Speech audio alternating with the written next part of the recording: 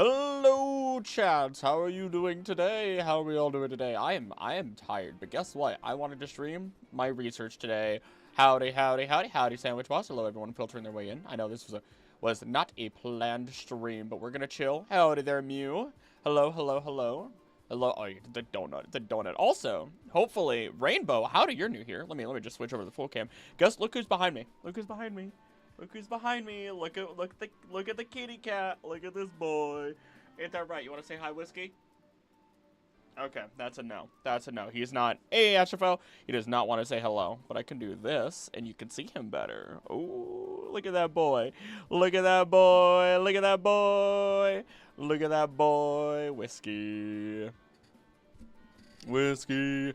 Also, hi there, Emox. Hello. New tier icons, yes, it's Zygarde. It's so cool. I'm so much happier with the Zygarde icons. Look at them. If you're a new member, you have the Zygarde core. If you have been a member for a month, it turns into Zygarde 10%. Zygarde 50% is if it's 2 months. 6 months is 100%, and then if you've been a member for a year, you have Zygarde 100% shiny. Simple, effective. I like it. I'm happy. I've never been on a research stream. What are we doing here? All right. Let me hit you with it. I'm gonna put on some nice music. You guys get to watch some ducks play along on the stream.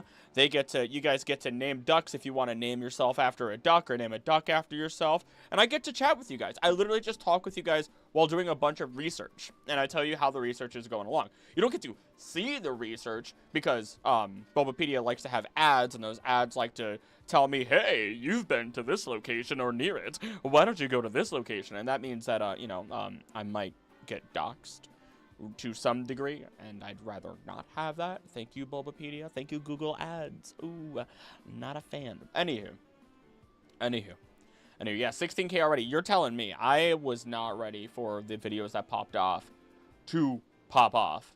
But let's get some ducks. Let's get some musek. Let's get some nice chill vibes going. Let's go. Let's do this. I'm in. I hope people are excited because it's been a while since I've done a little stream like this. Yo, I'm telling you right now, Triple Q, the artist on YouTube, Shake It Easy Breezy. The freaking mix between Keep Your Hands Off Izokin and Taylor Swift, not gonna lie, kind of a bop. Been absolutely obsessively listening to Transcendental Cha Cha Cha by Tom Cardy. Also, okay, I'm just gonna throw that out there. Just absolutely obsessive.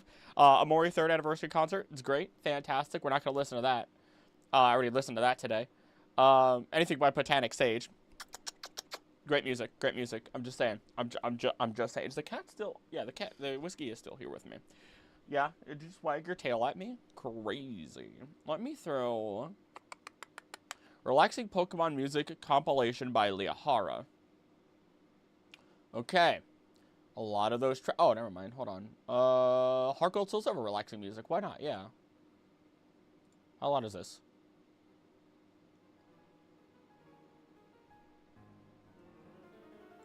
Oh, yeah. Oh, come together. Literally about to look for a video to listen to while making a second dinner. The timing is immaculate. Thank you. I never stream this late. That means I need to study. Study away. It's a great time. Good music. Great stuff going on. Taz, there it is. There's Big Eds with the gold, with the freaking shiny Zygarde. I am here. Look at that. Oh, I love it. I'm so happy with the Zygardes. Perfect for my crystal drawing. Oh, Mew, I'm telling you, when those drop, I'm gonna have to throw some money down.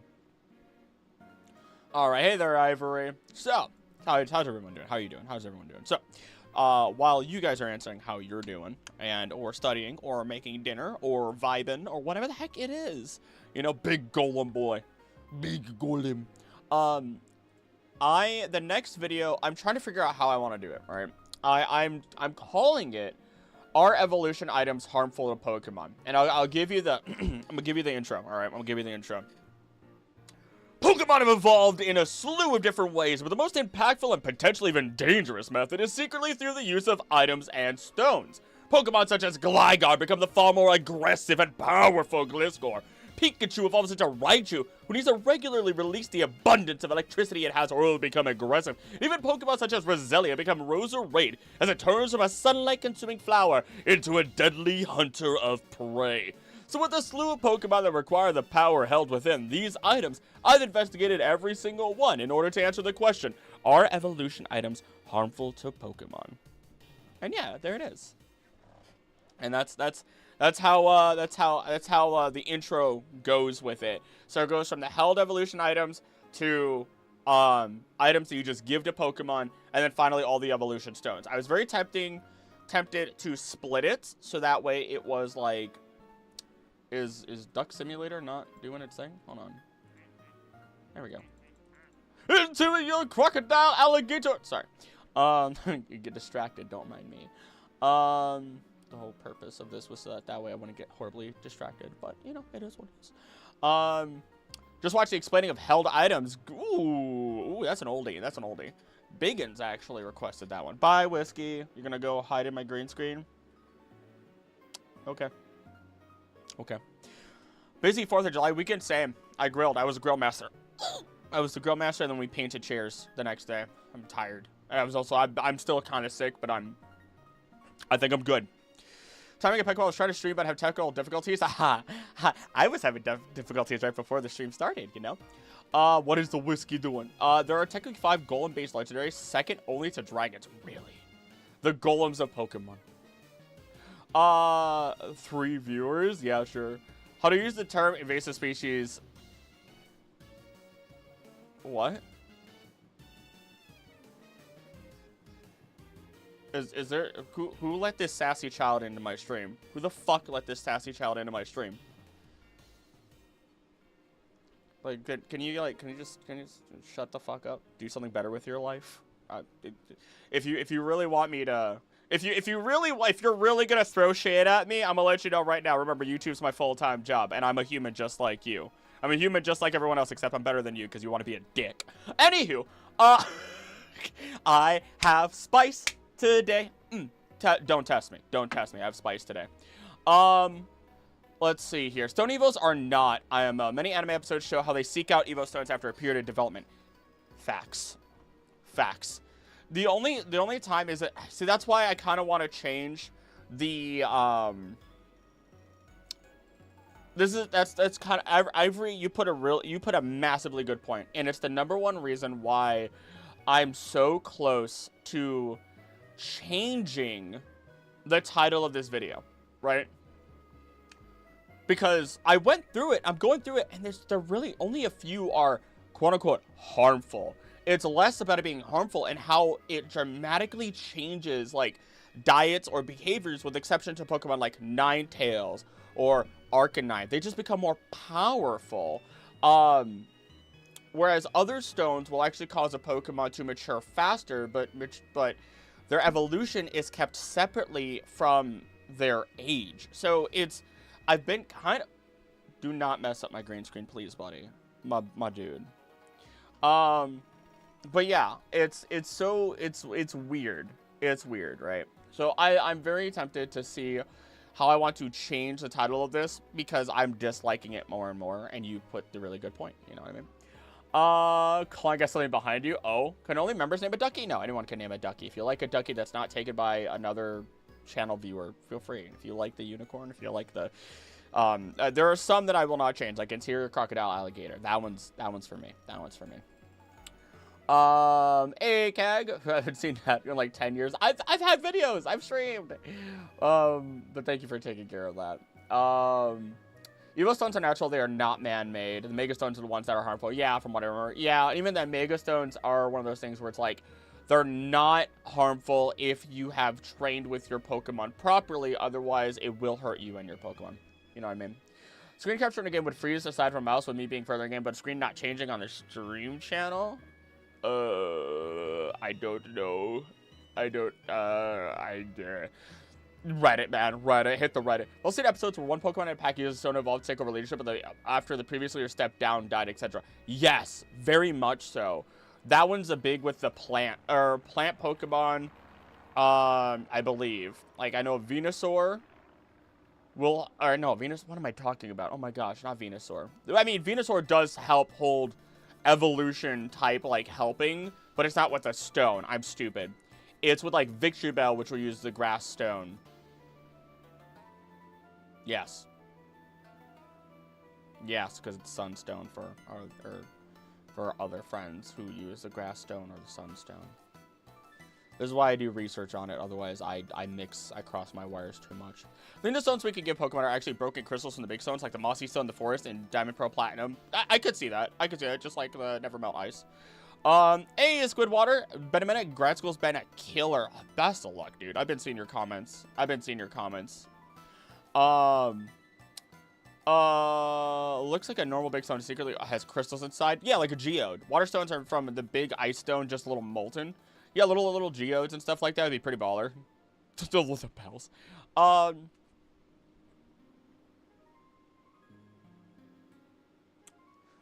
Yeah, I gotta figure out how I want to change it. Ice is considered a rock, therefore water is lava. R/ technically correct. So ice is a mineral, yes. But yes, but no. It's weird. That's a weird one. I am through. So I got to the Firestones, and I think that's when I started saying stuff like I started breaking it down. I mean, like, all right, well, these Pokemon aren't damaged by it, so on and so forth. A really fun one that I realized is that Charcadet, the armor you give it, you want the monochrome one? You want the monochrome one? How do I do this? Collection? Where are you? There you are. There you go. Done and done. Clyde. Big head Clyde out here. Oh goodness.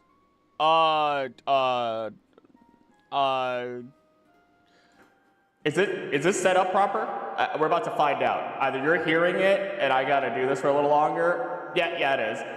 Rainbow! Thank you for donating $5 to the channel. Been watching your videos for a while now, and I'd like to pay you for your work. You do very amazing things for the Pokemon community, and I'm proud. Why did that make me emotional? I always get emotional over stuff. Thank you, though. I do appreciate it. Thank you. Thanks.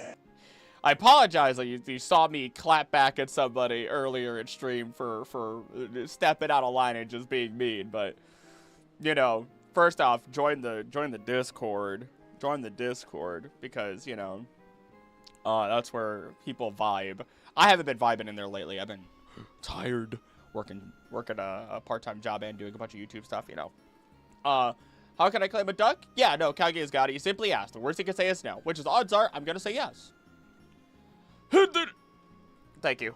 Oh, goodness. Oh, goodness. Funny...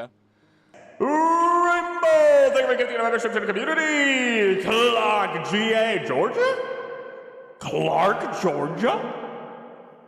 Is that a new city? Oh my. Welcome to being a wanderer. Thank you for supporting the channel. And now you're gonna realize some people who are such as yourself who are new into the streams are gonna realize, oh, I'm literally the same as I am in my videos.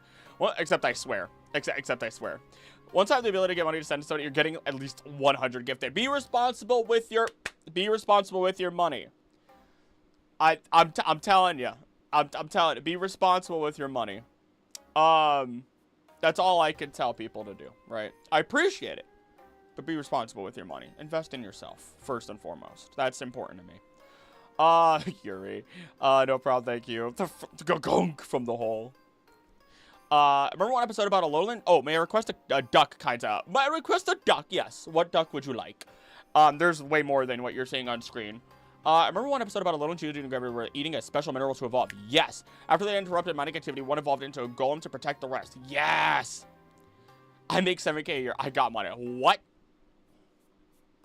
What? Oh, yeah. Yeah, a year. My brain. Rainbow duck? Who am I to say no? Is there a rainbow duck here already? Oh, Zekram's there. Is there? Oh, yeah. Skittles. Skittles is there. Rainbow. Wait, did somebody else take Skittles? Skittles. No. Skittles does not belong to somebody else. Into your... Like me getting distracted every 5 seconds. Surprise me, kind sir. I'm not picky. Oh, I get... let me see here. Squid, water. I'm trying to think. You're a runner. You're in grad school. That's all that I know about you from your comments. There's no duck with giant ass feet. I'm sorry for swearing today. I'm sorry. I should be trying to be a little bit more family friendly as I usually am. Bruce! You know what? I think that's the only... What is up with this guy? I don't remember naming you. Or you... Oh my god. What? I don't have any of those because I haven't bought the extra DLCs.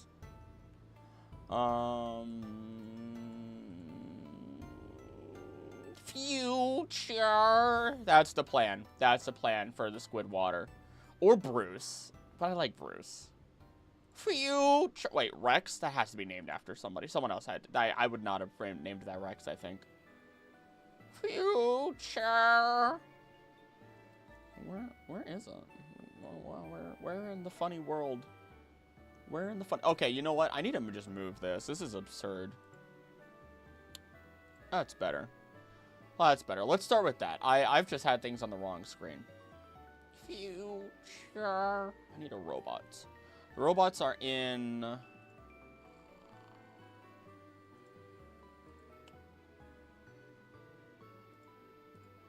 I'm putting way more thought into this. Oh, no, Vanny has it. And Jack of the Frost has it. Oh, my God. Never mind. All right. I guess we are going to go. You know what? You know, I like Bruce a lot, but you know what? I will happily give that to Squidwater. Just for the theme. Just for the theme. Just for the theme, baby. Just for the theme. I got to hit it. Just for the theme. Sugar pie, honey bun. You know that I love you. 118 is pretty fun. I don't take my body for friends. There you go. Good job.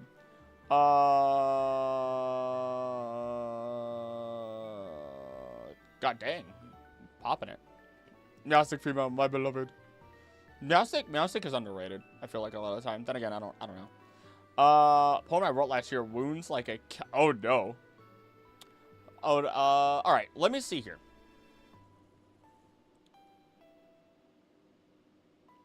So I should actually do work. I should actually do work, right?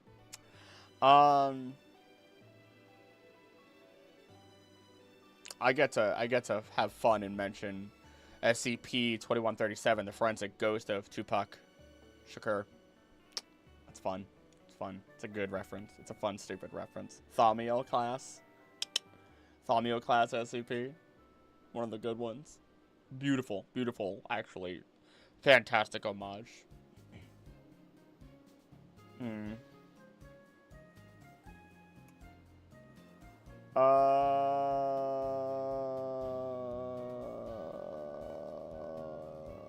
Shabunk.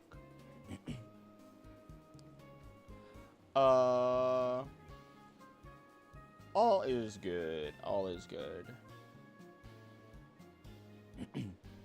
You know what? What if the title of it then, instead of it being are evolution items harmful to Pokemon? I don't want to call it the secret effects. How evolution items change your Pokemon? No. I might leave it as if they're harmful. I might just leave it at that. As much as I personally don't like it. But I don't think... I don't know. What is going on? What? Behave? Oh, no one's misbehaving. It's fine. Hope Mimikyu is in ZA. Honestly, same. Same. Who's the mascot of Lumiose? Who's going to be our mascot of Lumiose? Title works fine because there's always exception to scientific rules. Plus, it draws interest. Yeah, that's kind of where I'm sitting. Ignore that. That's my computer dying and all of existence shattering. Hey, Rose. I'm here. Your aspiring Pokemon Professor Azalea is here. Azalea. You got it. You got it. I need to figure out a tree that I should be named after. I've had too many people asking me. Okay. Capsicum and Scovillain, which is one that is yes and no. It doesn't harm the Pokemon so much, or at least you wouldn't think it does, based on information. But it's definitely one of those Pokemon where it's like, hey, that's rough. That's a rough one. You know, it kind of becomes a Pokemon that becomes a monster, behavior-wise. At least by Pokédex standards. In the anime, maybe not as much. The anime showing that it is not nearly... A mascot must be a turtle floette. That would be pretty baller, actually, because apparently it feels like it's going to be obvious at this point. Like, people know about it. Because I'm probably going to kick the bed. Going to go to bed. It's 4 in the afternoon. I'm naturally tired, and I don't know why. I feel that. I feel that. You know what I mean? It doesn't listen to a 3,000-year-old dude.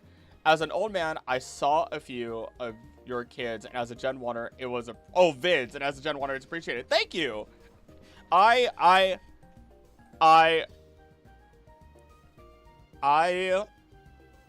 Despite being 26, my first game was Pokemon Crystal, and I loved it. I loved it. I would never go back and play it. But gosh, I loved it. I'm happy you enjoyed, though. Cedric and Aurelia are named after bushes. Yes. Prickly Ash. Prickly Ash is pretty cool. Prickly Ash is pretty cool. It's a solid name. Whose birthday is it? Duckies have a special pool. Sorry for the typo. Oh, you're fine. I figured it out. I figured it out. Wait, is somebody's birthday? Don't look a day over 20. The skincare and beard routine. You think there's a routine? You think I have a routine? Okay, I want to have the anime showing that it is not nearly as aggressive and harmful to others, but at least within the games and info through the Pokédex, Capsicum's evolution into Scovillain is a it's a dramatic shift. Dramatic shift in personality.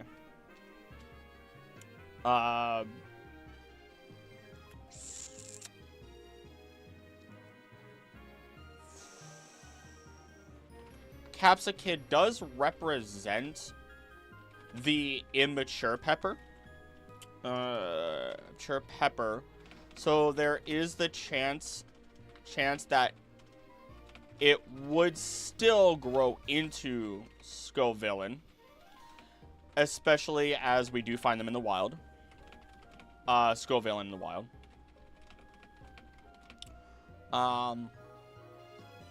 But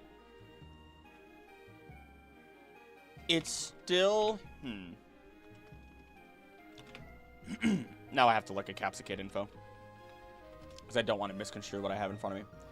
Unfortunately, Minna is over in the Magma hideout, so she couldn't make it to watch. Oh no. Oh no.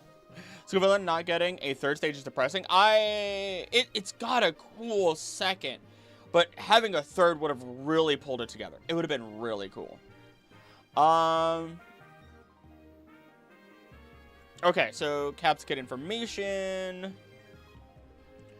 I feel like my word structure is wrong here. Capsicum does represent the immature Pepper in a number of ways. Including it looking and acting like a child.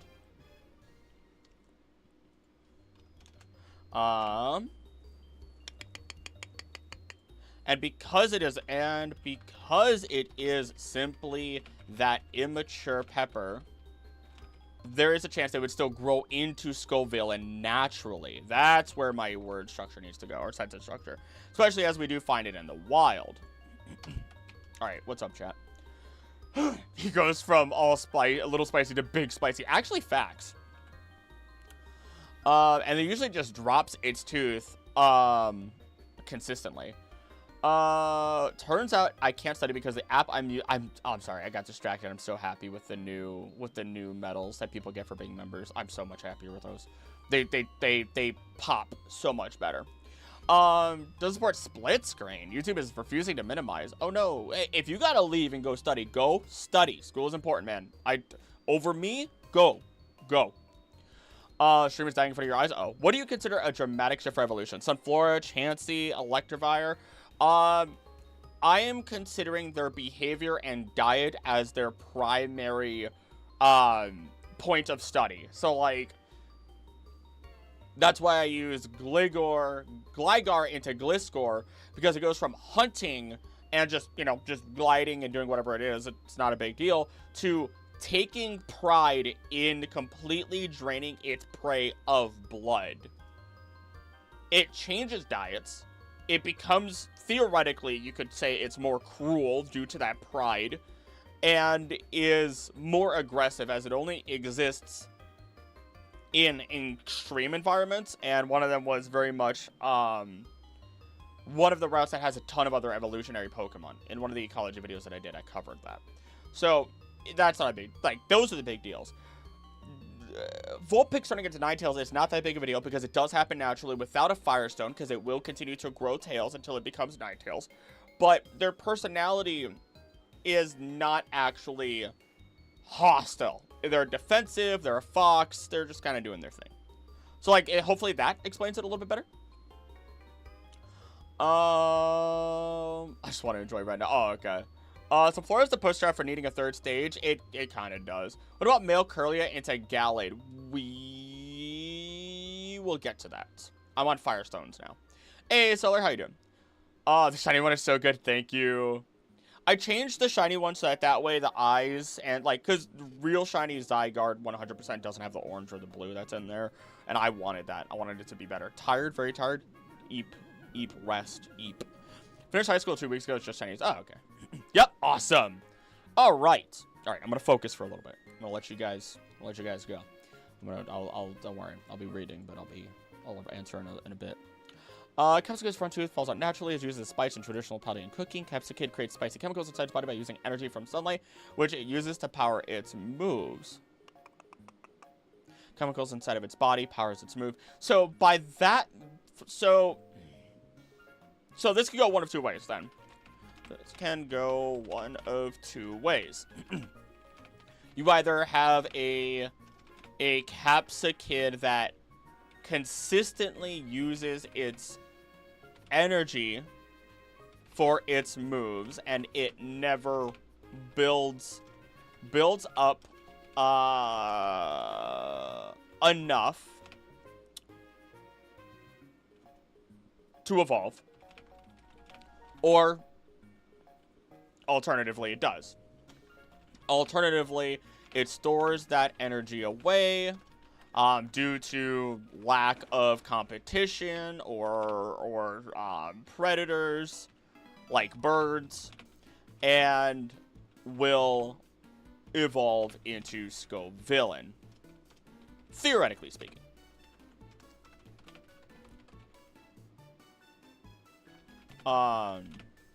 This would explain why we are able to find it in the wild. Would explain, well, no, I can't say that. That's not true. I can't say that. Capture predators like birds, evolve into Scovillain, theoretically speaking. Now, when it does evolve into Scovillain, and now I just gotta grab Scovillain info, because it's short, sweet, and simple. It is described as a ferocious Pokemon whose rampage is unstoppable. The spicy chemicals in its brain stimulate both heads, turning the green head vicious while providing a source for the red head to convert into spicy, fiery energy, which it blasts its surroundings with. As revealed in Pokemon Horizons 102, Scovillain can naturally have two green heads, red heads, or a green head on the right and a red head on the left. But these are rare occurrences. Interesting.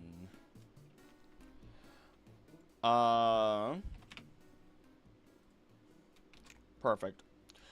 Well, for some reason, Flora learned Sword Dance, so I turned it into a physical sweeper and Violet. Ooh. Jump to Melodic and Feebas. I don't think trading is necessary for its evolution with Prism Scale, since in the anime, Journey Season, there's an episode where Feebas gets Rainbow Color Scales. I already talked about that. No worries. Secondary evolution method that is exclusive to RC Auras is through eating blue/dry berries, increasing beauty. Oh, it's an evolution method through diets. That I did not know. Melodic. Prism scale, melodic. Melodic has a pretty short entry. Okay. Though in RSE Oris, you can feed it blue / dry berries in order to increase that beauty stat. Pineapple berry flavored soda, so sweet. Now it's 16.1. It'll get there. Your chili's out. Take care, everyone. Kill Solar, rest more. I shall commit war crimes. I'll get there. I know everything about my fave nerd. Bring it. Oh, hi, Ruby. I just saw melting because last night the fan officially fried beyond prepared. No! Thought I was like, would you consider candies from my Pokemon Go as evolution items? Find it interesting in that universe, Pokemon need candies to evolve. Candies are probably going to get included in a video that I eventually cover about all the food that both people and Pokemon eat that are not Pokemon. So, like, you have your sodas, you have your waters, you have your old Gateaus, you have lava cookies, you name it, right? And, like, all the bitter medicines and stuff like that. And it just, I want to track down, I want to go down that rabbit hole. It'll probably literally be called the Pokemon food rabbit hole. And just have a very basic thumbnail that I don't even properly draw. Sandwiches! I mean, I should include sandwiches, actually. Could Squidward have a bite of this super yummy, ultra delicious sandwich? No. Oh, sorry, Squidward. Can I have a bite of this super ultra yummy delicious sandwich? Yes. Oh, boy. Alright. Okay. And it's through the anime once again that we do see that it can be a friendly Pokemon. Then again, this is often seen with many Pokemon that we would only otherwise see as incredibly threatening creatures, such as based only on Pokédex info. Another example would be Gengar or even Gliscor, as they become big old friendly babies. Apparently somebody was watching the food chain video and they got distracted by the buff Gengar behind me the entire video, and I'm like, you got distracted by something that doesn't move in the background the entire time? Go watch the video again. Go ahead, go watch the video again. Pokepuffs. Ooh. With that, we should talk about ability for humans too, since some of the food Pokemon meat might be edible for humans. Berries absolutely are, so theoretically speaking, Pokepuffs should be. Funny seeing this now, because the most recent anime episode is about Scovillain. I smile. I do need to watch the anime at some point.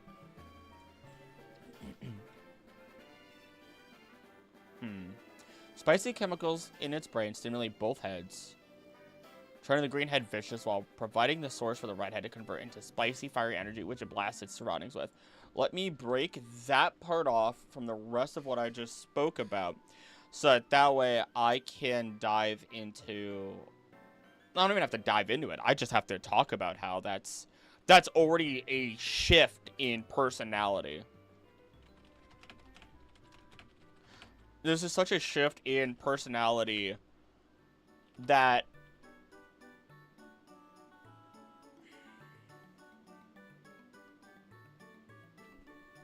why would it turn vicious? Pokeblocks also.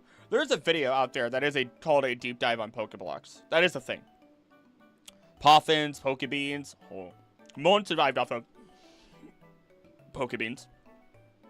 I know that much. I'm pretty sure. Look, eat a Pokeblock so bad. They look so yummy.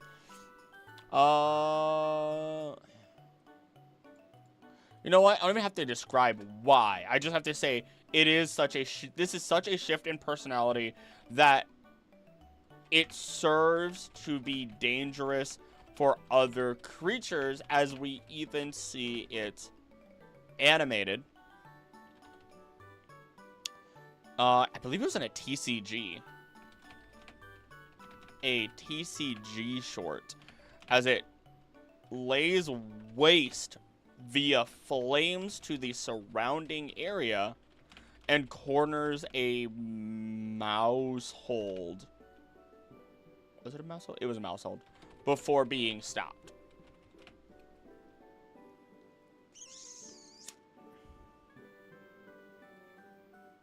I don't imagine it's in pain. But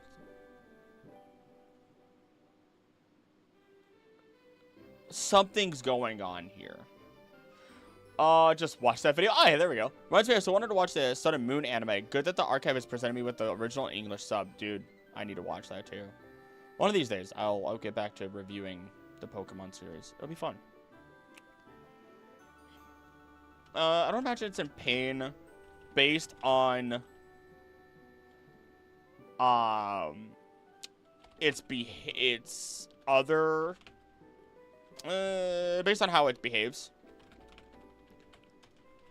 especially as it seems to take joy in causing destruction.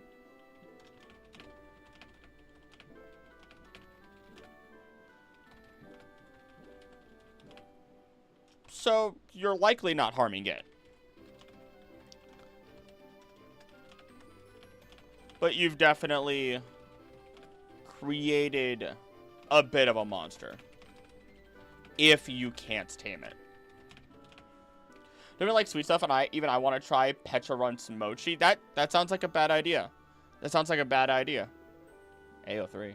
What? What's going on here? You know what I'd like to talk about? Sports of the Pokemon world that aren't Pokemon battle, like Poke, Ringer, and Rhyhorn racing. A deep dive into the Poke. You know what? I've been wanting to do that for a while. The Poke-athlon. I'm gonna mark that down. Ideas list.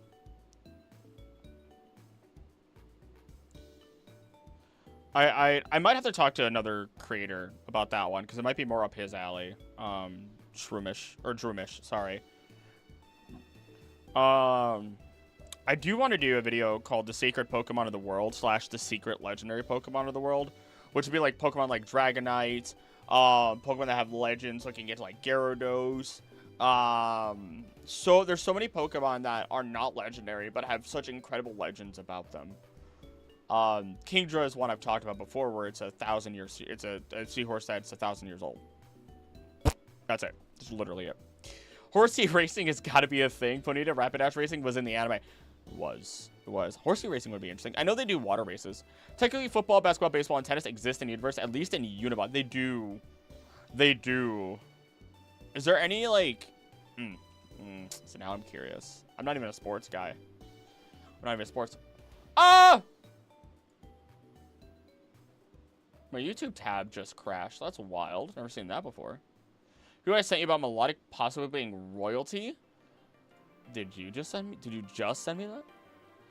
The Oarfish being royalty proven in Okami. These are water dragons, royalty of the sea in said game, and also reference the folklore story. I just remembered how Oarfish they look like. So I'm gonna support you and say yes. Oarfish, if I remember correctly, are called the princes of the sea, because of the crown that they have on their head. Those are also really sick. It's actually really sick. I believe they're called the princes of the sea, and then that's like, of course, Pokemon's like, oh, we'll flip it from male to female, and or make it more feminine rather than masculine, and let it be the quote-unquote princess of the sea. So yes, you are correct. That is just it. Not forgetting about baseball episode in Sun and Moon. I remember that. Golf exists? Yes, because of Sun and Moon also. Because of the flying Tapu. Not Tapu. Saying the wrong things.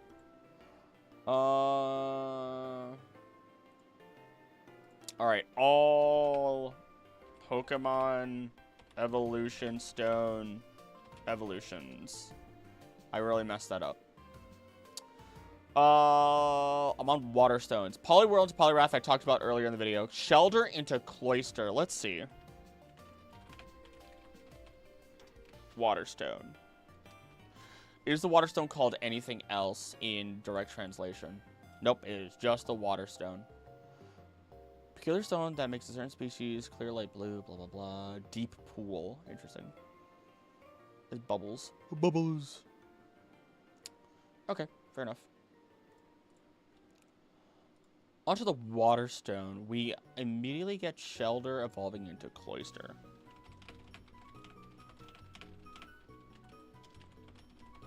Evolving into Cloister. Star You and Star Me? Yes, I do have that on the list here. Shelter and Cloister, Star You, Star Me, Eevee, Vaporeon, Lombre, Ludicolo, Panpour, Simipour. Which, honestly, these are another set of... this is another set where it's just weird. Like, I don't...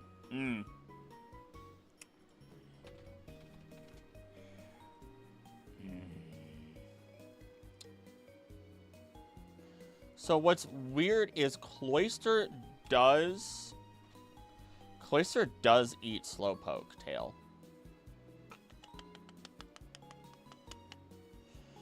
Don't forget, Umbreon's better was supposed to be Poison type, and that was supposed to happen with a Poison Stone. Yes, it was. I'm not gonna be talking about that in this video. I did talk about that in the. I did a video talking about all the beta Pokemon.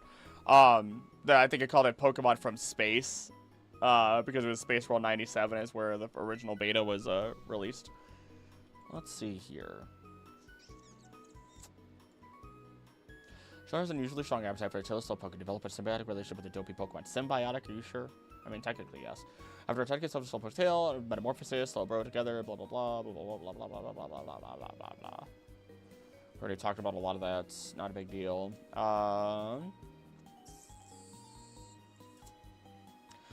Hey, Aragon, the real question is, how do evolution items taste? Roll for cool entry. I don't even have any of my dice. I haven't had my dice out for a while.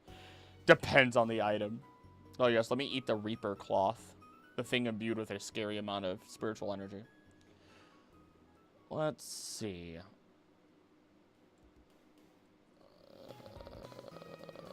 Shelter's, long red tongue, usually hidden due to the darkness of Shelter's body, extends from its often closed mouth. Shelter uses its tongue to burrow into the sand or sleep overnight and lure capture prey. Close the shell, nothing can come to it. However, the tongue protrudes even when its shell is out, or shut. Tugging on it will cause the shell to pop open. Its soft and tender body will be well protected by its extremely durable shell, which is supported by harder than diamonds. Purported to be harder than diamonds, historically been used by people to make shields. I don't remember that. You can make pearls from accumulated sand, though it discards them as they are typically in its way. Meanwhile, Cloister shell is harder than diamond. Spikes are even harder. Harsh shadow currents will affect the size and sharpness of these spikes. Interesting. Pearl-like phase that has 2 white eyes and a mouth. Aside from its face and head, its internal anatomy has never been seen. Once it has shut itself in, it's possible to open it up from the outside. A personal defense allows it to withstand anything from a bomb blast to even a missile strike. I want to eat the Soldew. What? Reuse the idea of the Poison Stone by the Dust Stone or whatever it's called. To some capacity, yeah. Will the duckies just breathe fire? Oh, yeah. Oh, yeah. Oh, yeah. Leave someone taste like matcha? That'd be fun. Magmarizer. No! It's magma energy. Cloister is an evolution stone. Okay.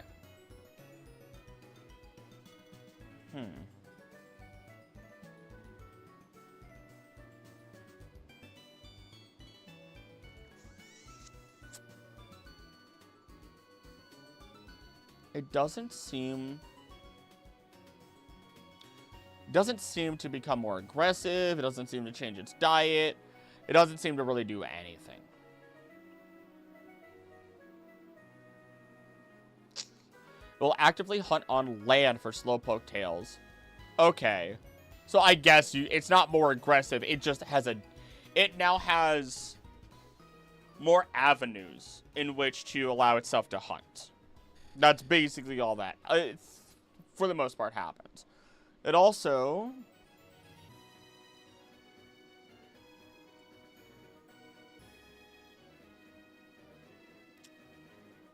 loses that symbiotic relationship.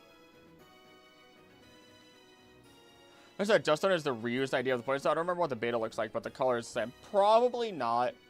Probably not, because that's, again, that's not the focus of this video. I'm trying to see the effects of evolution stones on Pokemon. And by opening it up with the idea of, are they harmful to your Pokemon, that's how you draw people in. And then you just kind of go from there.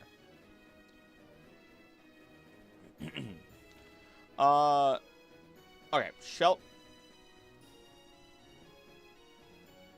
sorry, I'm typing in a weird place. Shelter evolving into Cloyster, with Shelter, Shelter, as you likely know, is said to have a symbiotic relationship with the Slowpoke line, as they, of course, evolve together after biting onto Slowpoke. But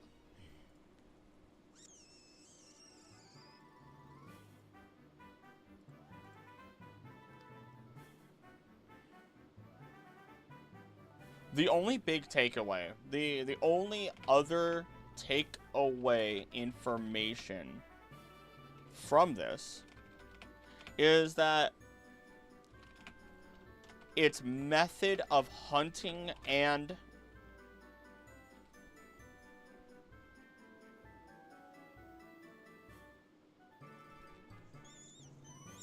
okay. It of course loses this ability to attach to Slowpoke once it evolves. But the only other takeaway information from this is that its method of hunting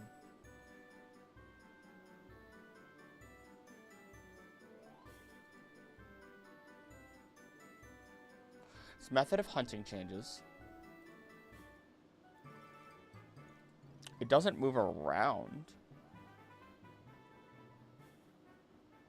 Well, Cloyster moves around.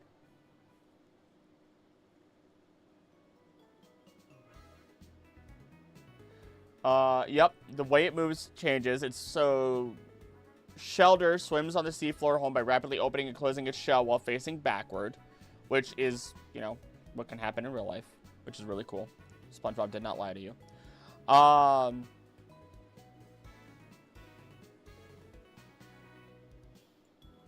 Okay. Yeah. Let's see here. What have I been missing? Basically, it looks like it would taste like chalk. Chalk is edible, but it dries in your mouth. Maybe evolving into Cloyster made it carnivorous. No, it's carnivorous still. It's a carnivorous as a Shelter. Tastiest would probably be the whipped dream to evolve Swirlix. Honestly, though, still whispered in its mind meat. Enough interpretation. I think is edible. It's what happens after that's probably the problem. Sterling from Corporate. I've been trading melodics all day to fill my Shining Pearl National decks. Goodness gracious. Out here just giving Orphish to people. Howdy there. Welcome to the stream. Chalk is going to be edible because it's made with edible stuff. Ooh, yummy.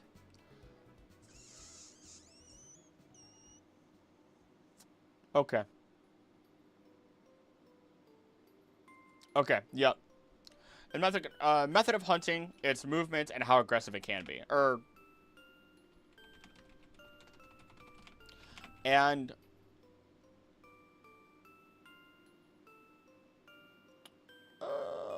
now, you know what? Yeah, no, just close that out with now Cloyster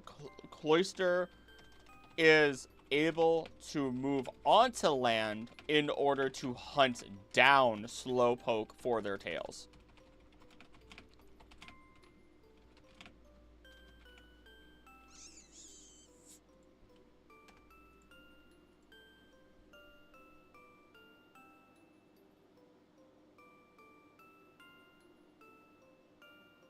Okay. Originally, Shelter would open and close its shell in order to swim backwards through the oceans, while Cloyster is able to propel itself in any direction, or is it just front and back?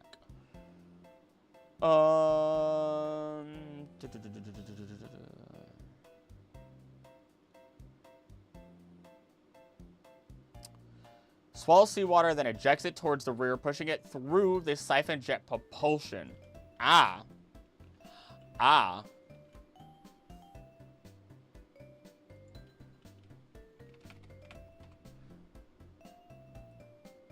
Okay. So we've changed from moving backwards to literally being able to actually see where you're going and moving forward. Which, that's a huge benefit. To be fair, that is a pretty huge benefit when you're moving around, which explains why shelter turning into cloister becomes a more technically aggressive creature.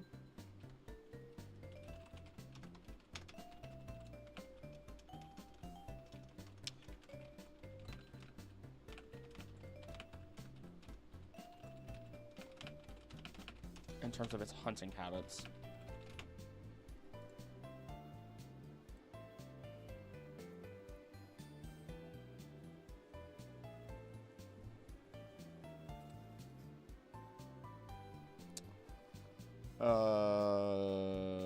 Hunting, movement, yeah. Honestly speaking, even its shell goes from as hard as diamond to harder than diamond and beyond that, even if we look at the spikes that are on its shell. So nothing but a benefit here. Pokemon here, unless it wants to chillax for the rest of its life by chewing on some Slowpoke.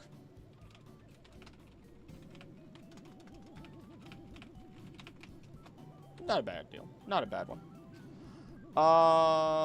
She tried to like it tasted horrible. Japan has edible glue. Doesn't every place technically have edible glue now? Started to VGC. Tail's actually kind of sticky. Maybe Cloyster likes the taste. Yeah. It's like a sweet, sticky nectar kind of thing going on here.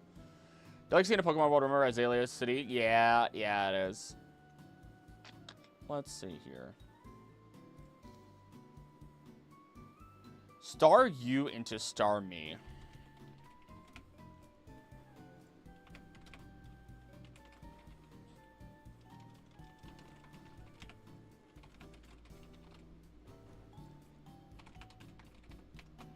Star you into Star Me. I already know Star Me is incredibly passive.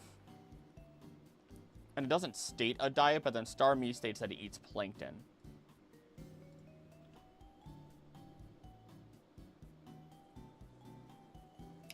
It really feels like Star You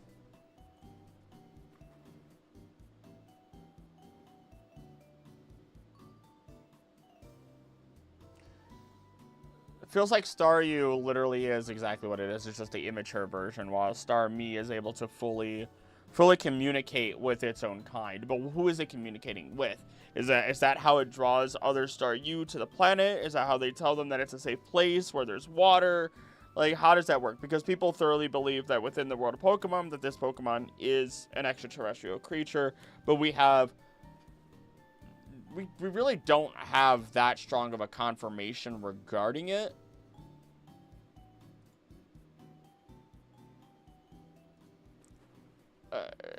Like we have with Clefairy.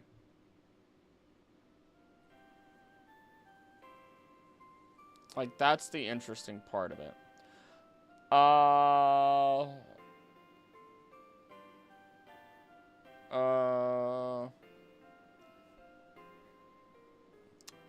Sticky stuff is to help Slowpoke live underwater like an amphibian. Cloister sucking it out kills it because it's dehydrated and can't breathe. I don't know if that's the case. Maybe? Slowpoke's weird.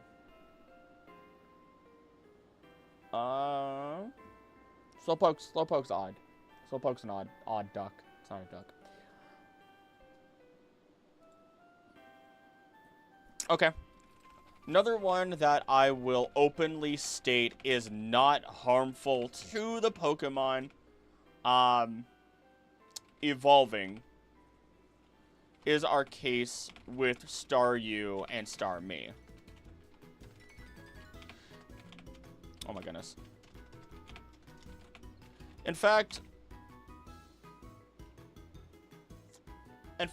you may even be helping it communicate with its own kind if it is an extraterrestrial creature.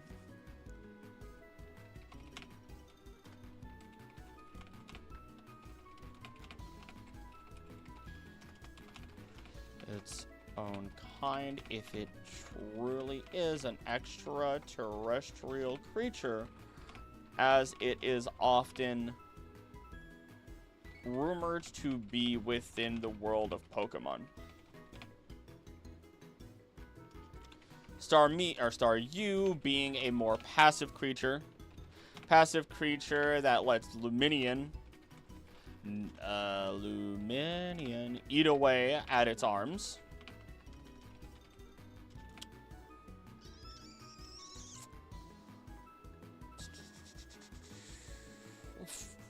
Allowing, otherwise spending its time trying to signal to the stars above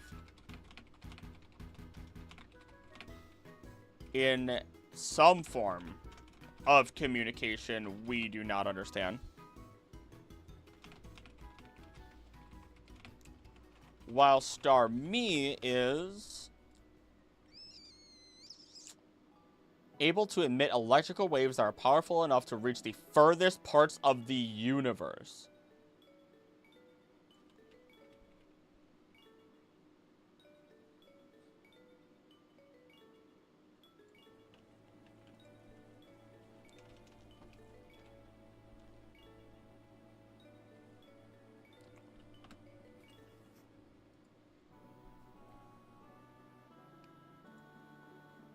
Because of its body shape and habit of sending trends to the skyward, some people believe this Pokemon to be extraterrestrial. Why does it cause headaches?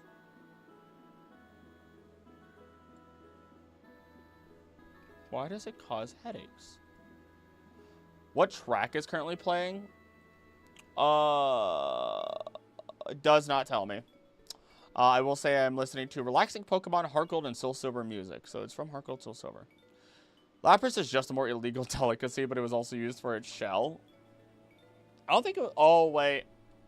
It was kind of hunted, wasn't it? I don't quite remember. Or maybe it wasn't. I don't know. No, I don't think Lapras was hunted. I don't think... Oh, wait. Yep. Nope, it was. I'm stupid. I'm so stupid. It literally says it's over-hunted almost to extinction. I'm so dumb. I'm so dumb. I'm not dumb, but you know, it is what it is.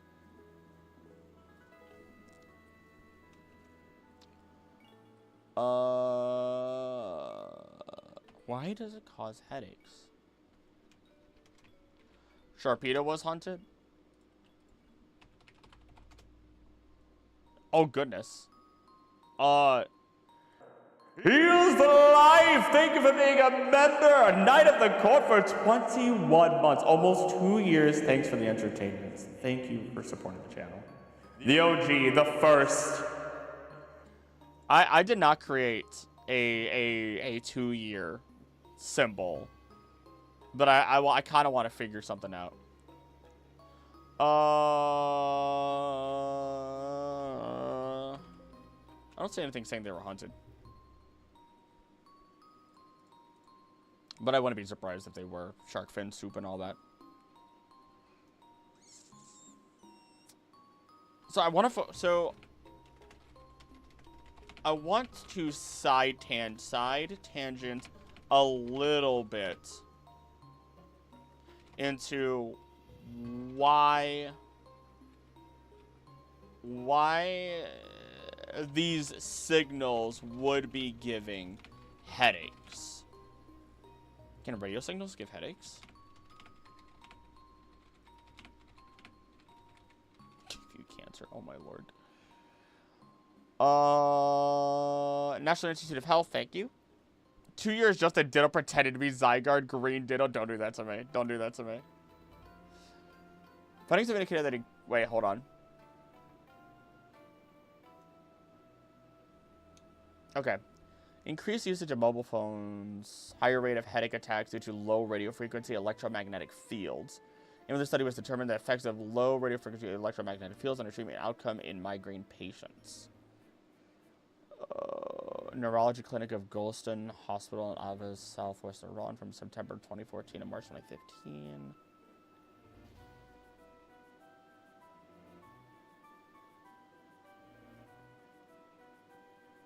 Numbers of radio migraine headaches were correlated significantly with an increased use of mobile phones during the day and Wi-Fi per week. Really? Fixed line telephones had no effect relationship with the study variables. Interesting. Recommended patients migraine headache limit mobile phone usage. Interesting. That's also from 2015. Some people complain of headaches, fatigue, dizziness, or concentration difficulties. Symptoms have been suggested to be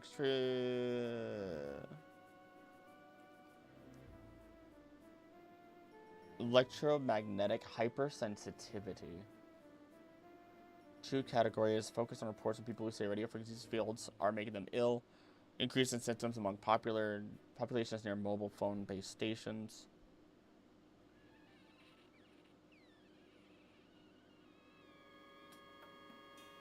Studies have thus failed to provide support for a relationship between exposure to radio frequency fields and self-reported symptoms. Present knowledge suggests that symptoms are not linked to exposure to radio frequency fields. Few studies have addressed this issue directly. Interesting. Starken, like a shuriken. Bred and released Lapras. Yeah. Let's see.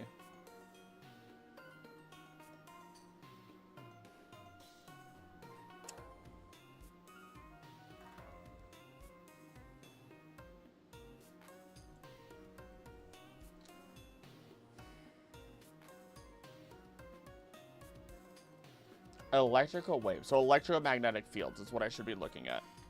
Can magnetic waves give headaches?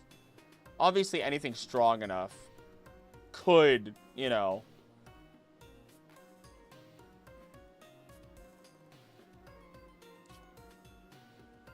Let's say everybody or some people for Staryu. This is the stuff that doesn't make it into the video, by the way. I'll go down a rabbit hole. Do I actually find information that's conclusive or not? Can I talk about it in the video? Yes, no. And it goes from there. You know what I mean? Just one of those things where it's like, I don't know. It does cause headaches on people when approached.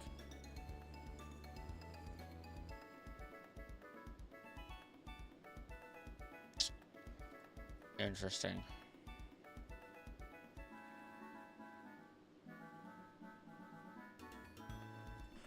Can strong electromagnetic waves?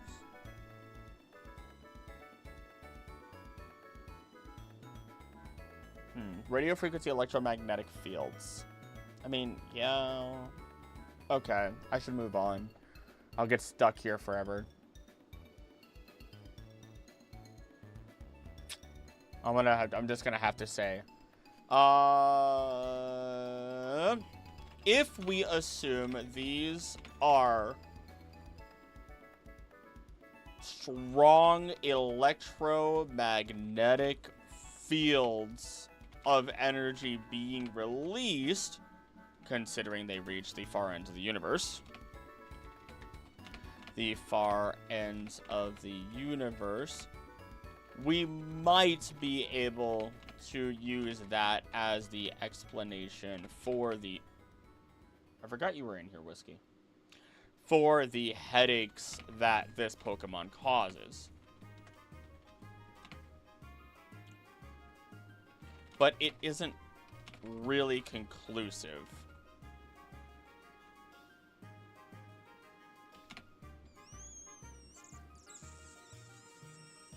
Ultimately, by giving this Pokemon, the Water Stone, you've effectively just turned it into a super radio tower for its own kind. And I guess we'll find out what its original or fully developed space form will looks like one day. Okay. Share height with Blaziken and Garchomp. 5'3". Curious question. Outside of Legendary Mythics, what is an uncommonly used but powerful Pokemon that can be used to take over the world? Lantern. Cause a black hole. Let's see. Uncommonly used but powerful Pokemon. Muck. Coughing. If you do it right.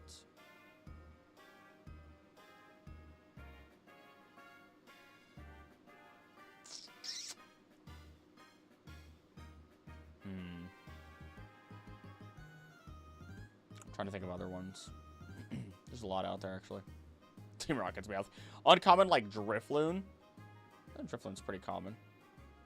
Drifloon's pretty common. At least within Sinnoh. Yeah, Sinnoh. I also forget how good the Johto Safari music is. It's just so out of the way.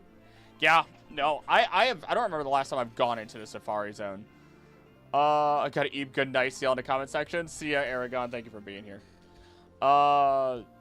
Hey, Sage, how you doing? Could be a competitive scene for Pokemon Sleep at events would be called Snooze Fest. I'm in. I'm in. I almost made a video a long time ago about competitive Pokemon Sleep. It would have been stupid. It would have been so dumb. And I think somebody else did it. One of the really big YouTubers ended up doing it at some point.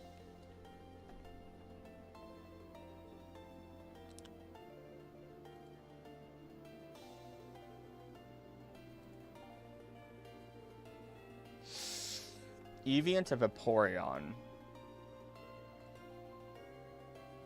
That doesn't harm. Gosh, I so badly really want to change the title of this, but there's no way to appropriately change it. And honestly, it's probably really nice because I just have to accept it. I have to accept it. I've not mentally just accepted it. That this needs to stay the title. Excuse me. Hello, Jaeger. Bye. Love you. Birthday recently that says I only need 8 hours a day, so I always get 100 points now because I need 10 to survive. Oh, goodness. Also, happy late birthday. Just playing No Man's Sky and my laptop started dying. So sad that I saw there was a stream. I was okay. Hey, I got you. Surprise stream. Surprise stream.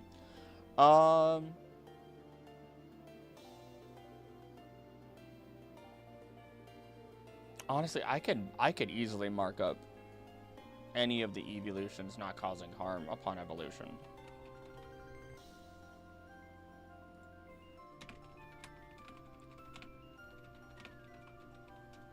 Really, anytime Eevee transforms of its own volition, it seems to be quite happy with itself. And not be a detriment to its health. Probably because we're, completing its DNA sequence. Because we are stabilizing in its DNA. This is a 24-page script already, and I still have to get through more. Alright, I could skip the EVs now because I put that into earlier in the script. Lombre to Ludicolo. Oh, I love it. I love it. Oh, Lombre to Ludicolo is a wild one. I feel like... Yeah, okay.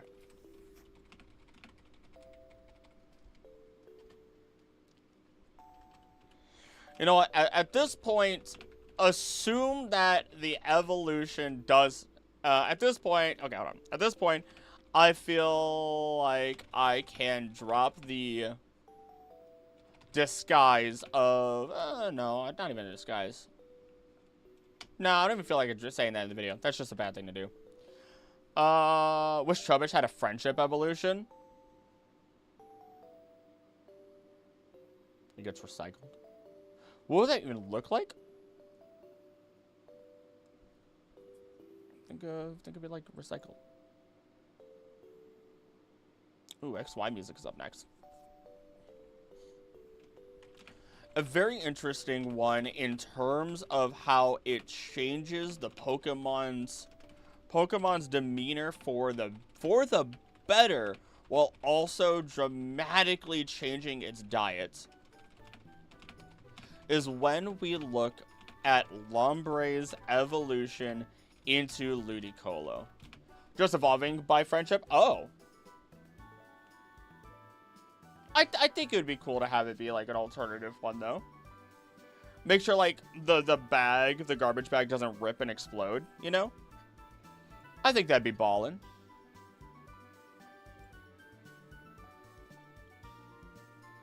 Let's see. Lombre Ludicolo. Hydration check. I'll take that.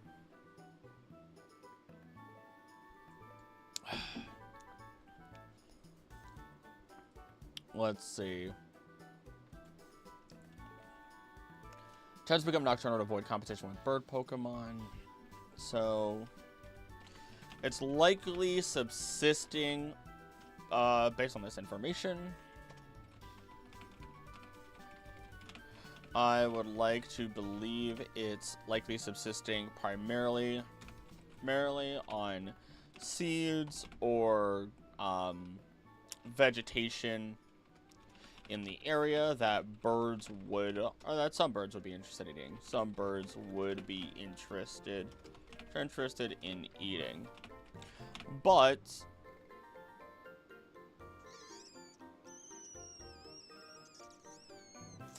when it does evolve,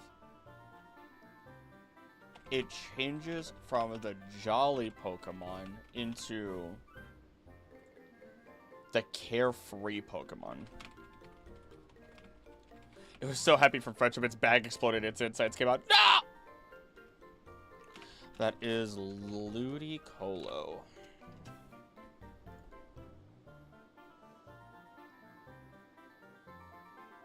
A Pokemon that can produce energy when hit by sound waves with a cheerful rhythm.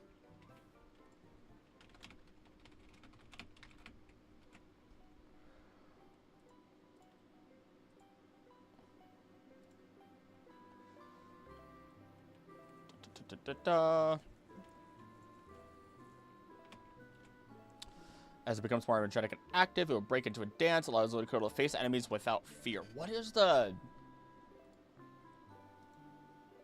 Hold on, what's the history of the Mariachi band?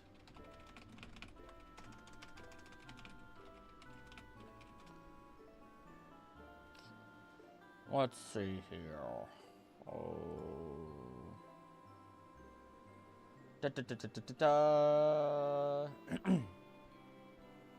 National culture. Mariachi came to be recognized as a distinctly Mexican son. Modifications of music include influences from other music, polkas, waltzes, additional trumpets, use of cachado outfits by mariachi musicians. Musical style began to take a national prominence in the first half of the 20th century. Promotion of presidential inaugurations. Okay, well, that doesn't... The origin of the word is disputed. Prominent theories attribute it to deep roots. Name of the word... One states that it came from the name of the wood used to make the dance platform. Other states mariachi comes from the indigenous name of the tree called pilla or pia or cirimo. Yet another states that it came from an image locally called Maria H, pronounced Maria. Oh, Maria Ache. Maria Ache. Set up Pokemon sleep by making sausage curry with 20 pots of honey. Jesus. It's like blood sausage, but just nothing but honey.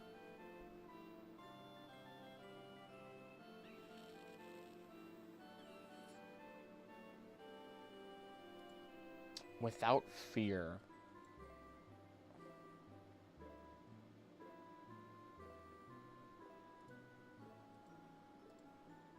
Mexican folk dancing. Baile folclórico. Folclórico? Whoa. Local folklore, trying to ballet characteristics. blending of elements, indigenous. Netotilsili. Oh my goodness, I cannot say that. I'll have to practice that if I have to say that at any point. You know what? Can I find? Nope. Can I find? Dance about dressed like in 1520 to 1750, mostly among the indigenous African and mestizo descendants.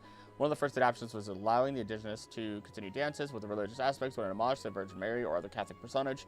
One of the first areas to begin innovation was Tlaxcala, where dances to reenact the conquest are traced. A number of European dances, music, and instruments were introduced, including moros y cristianos, a mock battle between Moors and Christians brought to the Central States. Los arcos, las escadas, blah, blah, blah, blah, blah, blah, blah, blah, blah, blah, blah, blah, blah. Modified, given entirely new choreography in Mexico. Most of the traditional dances performed today took on the forms during the colonial period, but were not firmly part of the Mexican identity until after the Mexican War of Independence, when it received its first surge in popularity. For example, Jarabe dance of Jalisco became a political tool to evoke feelings of patriotism and liberty. In fact, this dance became intricately linked to the independence movement, causing it to be called the Jarabe Mexicano. Its popularity led to interest in other Mexican traditional dances, especially those danced to son music. I don't know. Kids is almost sleepy. My brain wakes up every 2 hours, and I use them to remind sleep that I exist. Back to YouTube and then sleep again. Aye, aye, Captain. Rest easy. So there's no... There is significance, but there is not a very specific tie-in that says, like, this type of music or this traditional type of music was used to keep morale high, specifically during battle or war or whatever it is, because that is something that happens in Old War. You know, music kept people up, keep their spirits high, keep them happy, allow them to exist properly. Hey, Kill14, how you doing? How am I? I'm doing good. I'm sleepy, but I'm doing good. I'm doing good. How are you? How are you? Yeah, this doesn't... Okay, so it doesn't play anywhere. Okay. Just infinite. So as long as there is cheerful music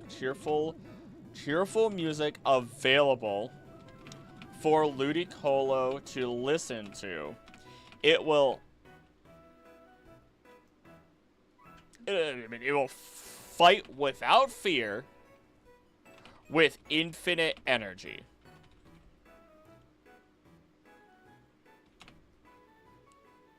Do they appear in the wild at all? Good, sleepy as well, but good. We vibe with that. We vibe with that. Hey, it's the outro music. Let's go. Well, it's the outro music for videos.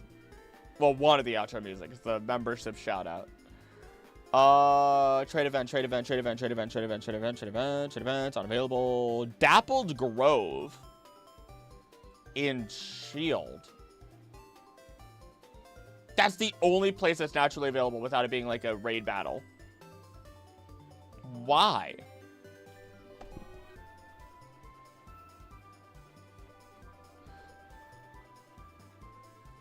Why? Why? Why, Galler? Why? It's a wanderer between the two berry trees in the north, appearing on sunny, cloudy, rainy, stormy, and windy days. Outside of the stream, I believe unless the Pokemon wants it, like a stone, for example, I think it's okay. Like how Pikachu refused a Thunderstone. Yeah, I've been combating with my brain, and Ivory made a really good point. You know, it's a lot of these items aren't really harmful to Pokemon. There's a couple that you could argue are, but there's not really much of a better video title I could think of. So as I go through them, I guess we're all sleepy. Yeah, might be. It's more about like understanding like the behaviors and how evolution stones and evolution items in general have changed the behaviors and habits Sorry, the behaviors and diets of Pokemon. Like Ludicolo here. Humans have caused rapid evolution of quite a few species, so I don't think most of them are harmful. Have we? I mean, theoretically speaking, I guess so.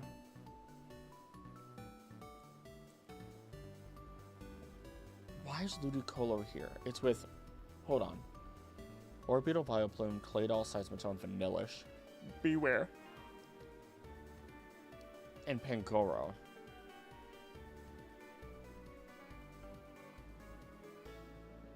Why?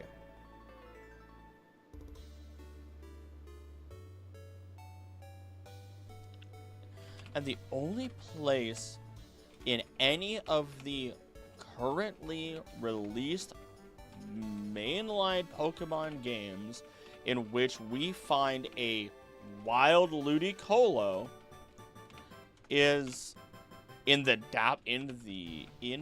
Dappled Grove of Galar. It is a singular, daily spawning, wandering encounter. Early episode where Bulbasaur presses beats and not evolve. Yeah. Rowlet also eats an Everstone at one point, which is hilarious. I would say that Disc, Porygon, Electrizer, and that thing required by Magnetar are harmful. Electrizer, maybe not so much. So it's less. So those aren't necessarily harmful because electricity doesn't harm Electabuzz and lore at all.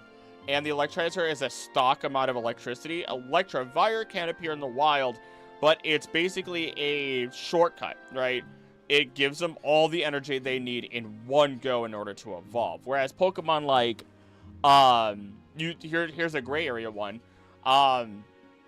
Charcadet, you give it the auspicious or malicious armor, and that armor is said to be infused with the powerful will of like auspicious willpower or malicious willpower. And so I actually question, is your Charcadet truly your Charcadet anymore, or has it been taken over by this new willpower, considering their new behaviors, their habits, the way that they act, so on and so forth, despite Charcadet's original ideas and how it acted. But then you can look into Pokemon that it does harm. And let's see here. There is one in particular.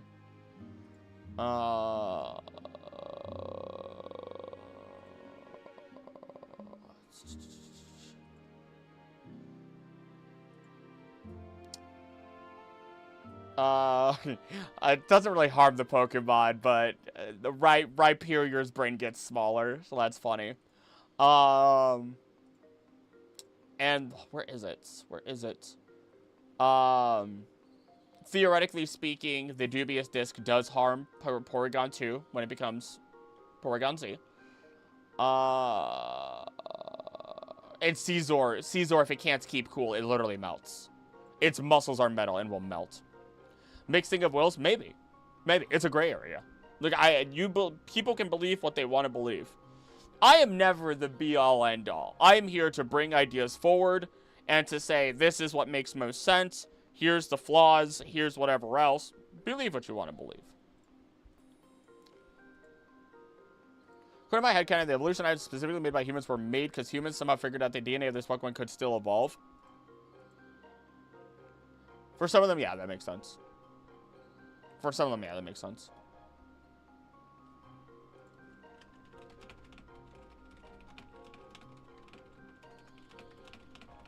What is by the Dappled Grove? I'm not doing Gallery Ecology right now, but I'm gonna lose my mind. It's a swampy area. Or it looks like it should be a swampy area.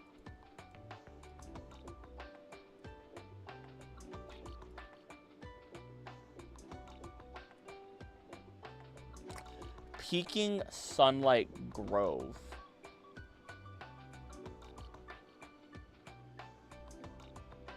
Just found somewhere along history. No, I mean, that makes sense. That makes sense. I don't know, you know. I would say the Electrizer and Magmarizer are ones that, like, humanity would have mimicked what occurs in nature, which is something we do all the time in real life anyway.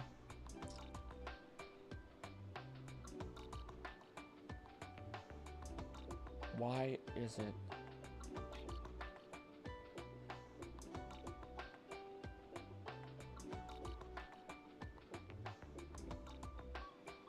I've got nothing. I've got nothing. That's wild to me. I cannot figure out why it's there. Just roaming around. Doing its thing.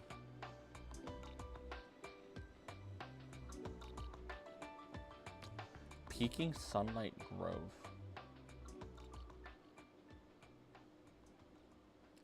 Weird. Either way,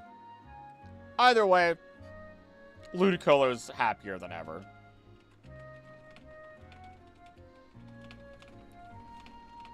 So how could we ever say that this evolution would be harmful to it?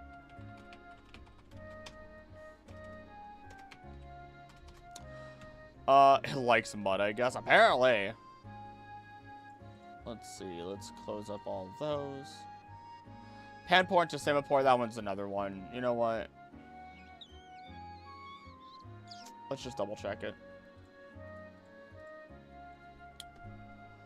Found near water sources. Destroys concrete walls.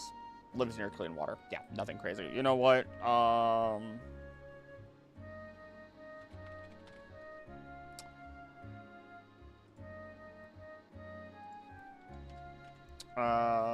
And to save ourselves a time, all three of these monkeys are honestly living happily. Their abilities enhance, and they don't seem to bear any negative effects.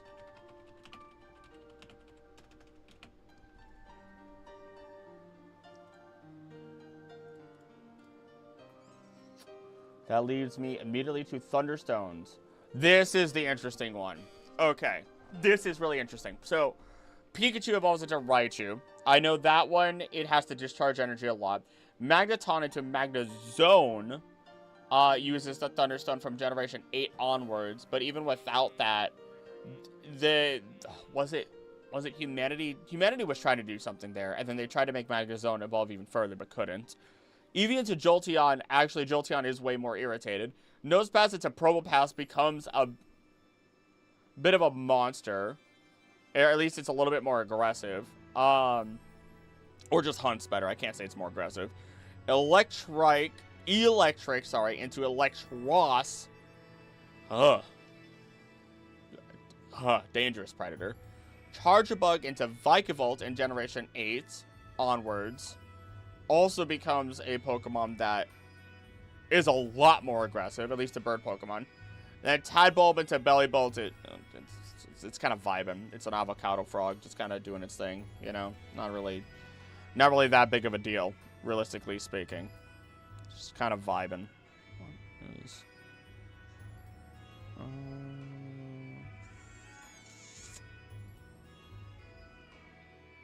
let me see here. Does bring a question, why can't a Pokemon evolve more than 3 times? Look at a Mega Evolution if you want to count that as an evolution. It's probably reaching stability, or an idea of stability.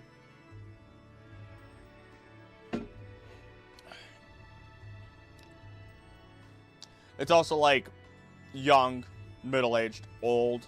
Even though age is not the same as evolution, it works nicely with the human brain. That one might just be a game mechanic, or this fits nicely with our brain type standard.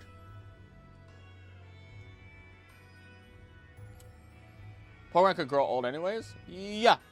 And I'm pretty sure by those same standards, I'm fairly sure Seadra can have Seadra babies and Horsey can have Horsey babies. It's not what I wanted. Alright, Thunderstones.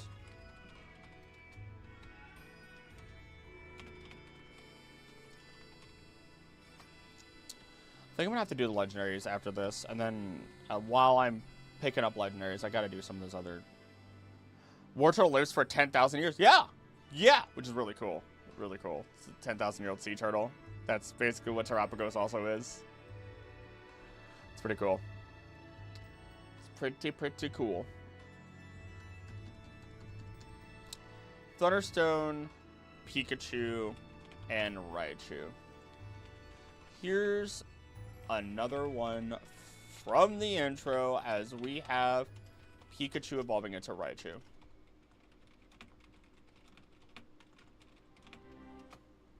How am I learning all this now? Much to learn. I thought that was Undertale for a second. That weirded me out. Let's see here. Pikachu's shown up to build up energy in its glands, which it will need to discharge to avoid complications. It's also able to release energy through its tail, which acts as a grounding rod, as well as recharge follow Pikachu with electric shocks. Pikachu and its evolutionary relatives are related to Pachirisu. No reason I include that in there. Let's see. Generate electricity through its cheeks while sleeping. Discharges sleeping due to dreaming of firing electric shocks.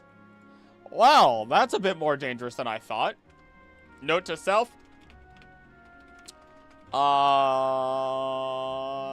Do not let Pikachu sleep in a room that it can burn down. After releasing sparks of electricity. Wait, since Pokemon can resist evolving, would one be able to resist the item in Evo? Maybe? I don't think we've seen it, but I don't see why not. Hey, 31st, how you doing? I don't see why not, you know what I mean? I don't see why not. Yo, my right eye is watering. Okay, I thought I saw Mr. Meister out the corner of my eye.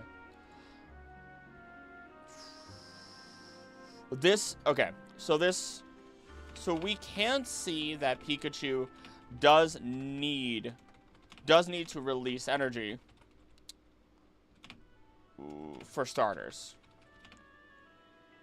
Though as it does evolve into one of its Raichu forms, this issue, this need for discharging energy becomes more important. Hey, Elkiora. How you doing? Me and Pikachu both sleep in the rubber padded room. It's just like me for real, for real. My lord. Put him in the rubber padded room. Let's see here. Raichu's tail is used to gather electricity from the atmosphere, where it can be planted into the ground to search for electricity. Also protects Raichu from high voltage power, and it can store over 100,000 volts of electricity, enough to knock out a Caparaja. If Raichu's sacks are fully charged. God dang it, I'm a child. Alright, that's broken. Oh no. Oh no. Oh no. Oh no. There we go. Okay, we're fine. Ears will stand straight up, and it's also become more stimulated. However, it will become more aggressive. It has stored too much electricity and stress. To prevent it from reaching its state, it discharges electricity through its tail into the ground. This leads to scorched patches near its nest.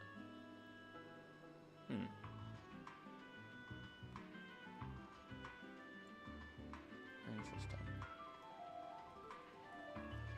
So I learned to wash my hair, so it's totally fine to not know random trivia. Wait, what? Like, you mean like a specific way to wash it? Like where people say, oh, let the conditioner sit in there. Oh, don't let it sit in there. Oh, don't scrub with conditioner or something like that. I don't know, weird stuff.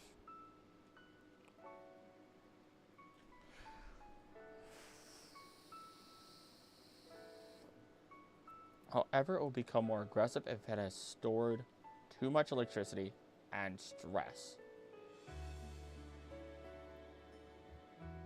So on one hand, we have Pikachu. Okay. So on one hand, we have Pikachu. Pikachu's out here going and needing to release electricity, just get it out of its system, right? Meanwhile, Raichu compounds that. Is there an equivalent to this? Is there any form of equivalent that I can find to this?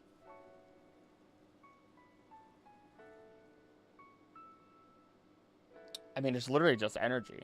It's literally just, this is, realistically speaking, this is actually no different than like a child or a dog. Actually, no, literally, my dog is a perfect example of this. Holy crap. No, okay, hold on. Oh my goodness.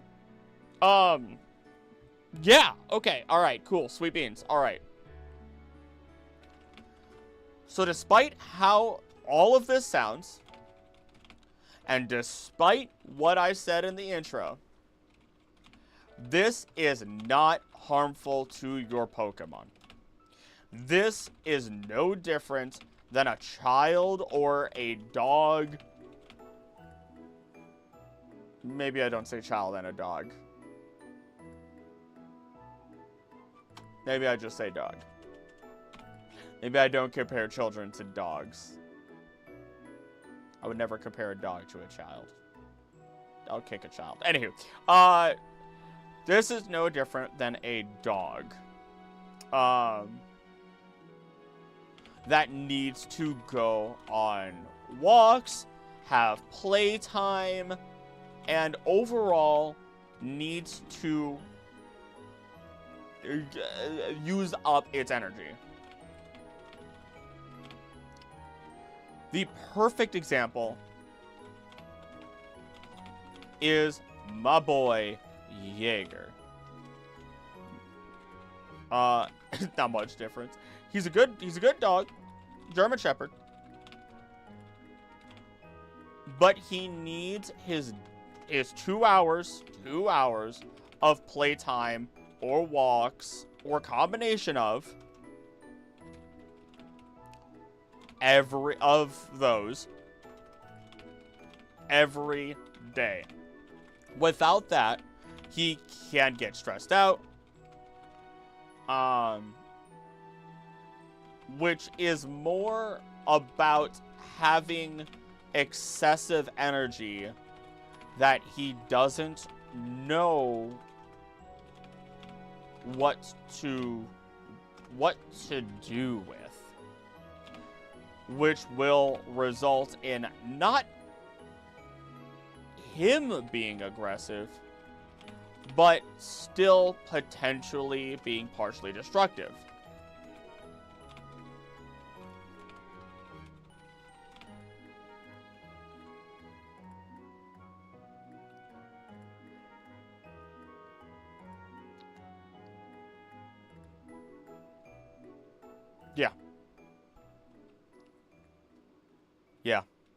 Yeah, okay. I'm trying to think if there's any other good, like, without drawing it out, what's the key point beyond that? Compare this to, yeah, you know what? Bring it back into Raichu. Compare this to Raichu, and its excessive energy and need to release it, and you have the perfect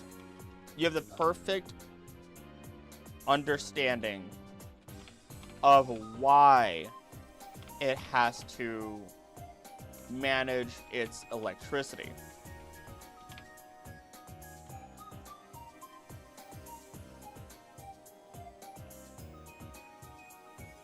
To bring this example even further,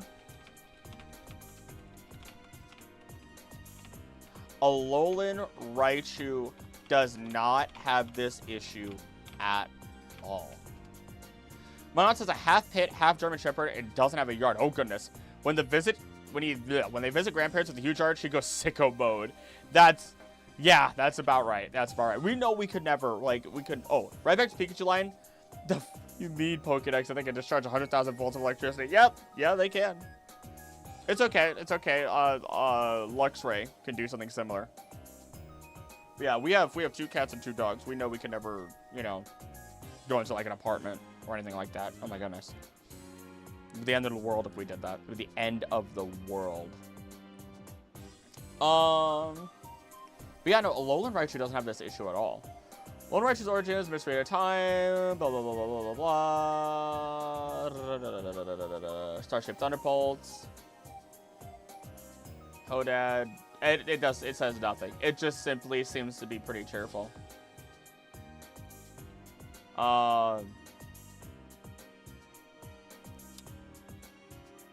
Collecting psychic power in its tail, it can ride it like a surfboard and float in the air.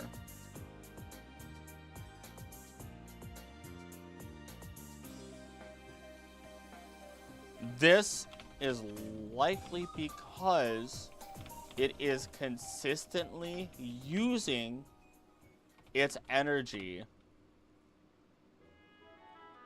to float around. Yep, simple as that.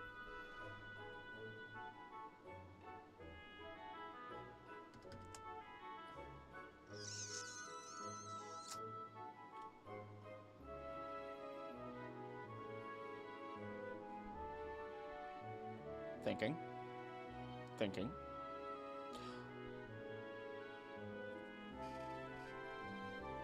Yeah, okay. So you can finally ease your conscience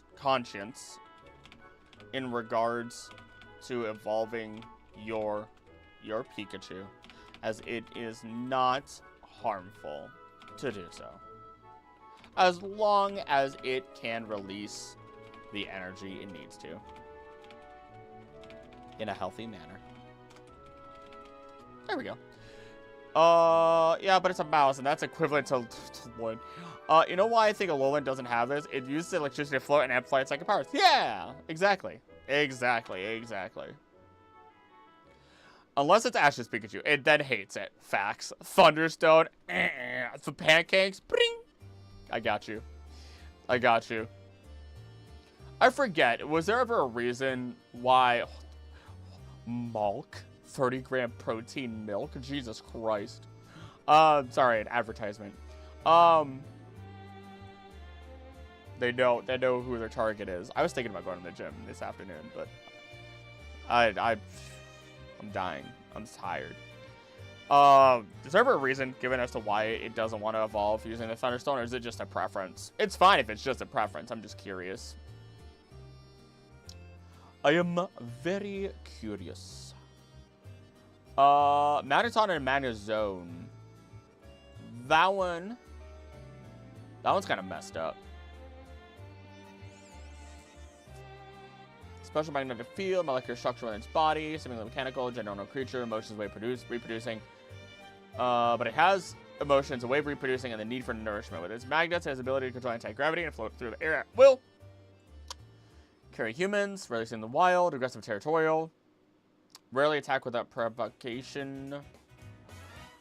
Often mistaken for a UFO. Sending and receiving signals from an unknown source and unknown purpose. People might believe it came from outer space, is being controlled due to this.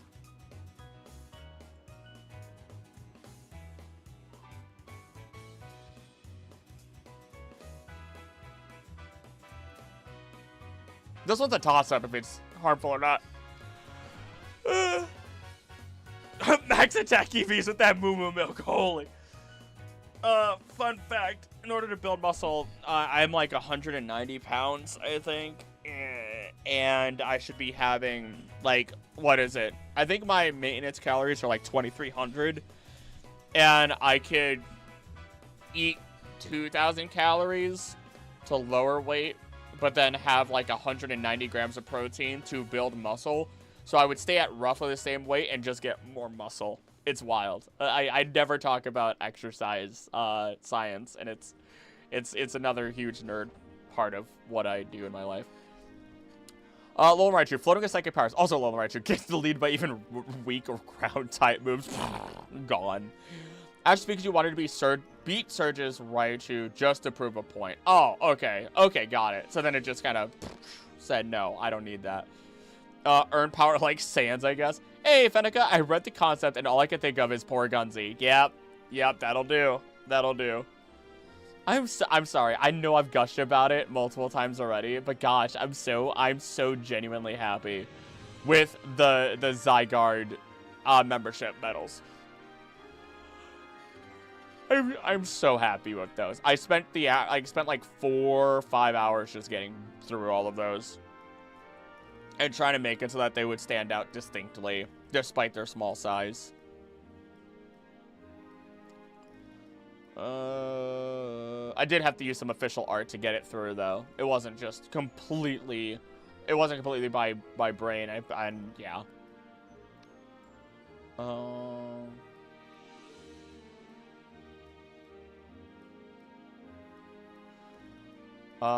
they're talking about no theater in... Oh.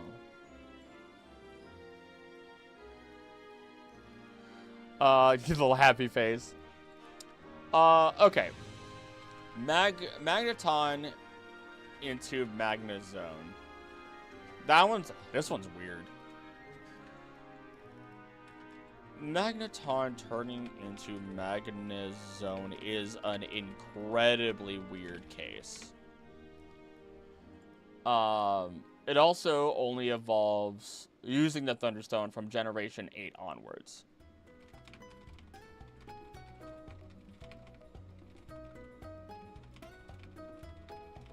You know what?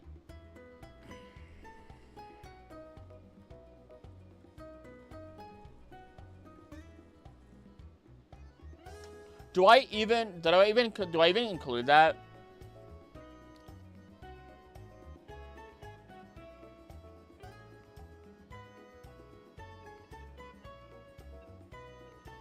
I don't know. What did it use before? You had it, Probopass,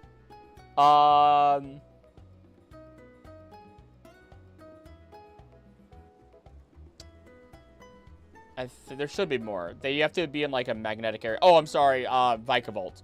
You had to be in a magnetic-based area. That's what happens when we retcon location-based evos, pretty much. Though, I don't know if there's magnetic places in future ways. UFOs don't exist. It's like, bro, you're thinking of aliens which aren't confirmed. UFO just means identified flying object, so Frisbee could be a UFO. Theoretically speaking, yes. How do you level up on a geographical location? Yeah. Which is really cool. I think in the Blueberry Academy you could do that, because you have the electrical little Chargestone cave in there. Which is the second Chargestone areas. So on Pokecorpus, looking at biology terms, it kind of challenged my everything is epigenetics view of Pokemon. Don't mind me looking up epigenetics. Changes in gene expression that don't involve alterations to the DNA sequence and stealth. Changes are caused by factors like environmental influences, diet, stress, or disease, which can affect how genes are read and used by the body. Interesting. Development, disease, and even behavior. Machamp would be a perfect example of it being epigenetics.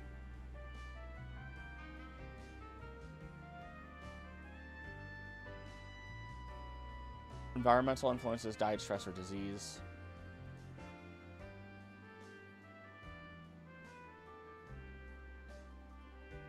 Whereas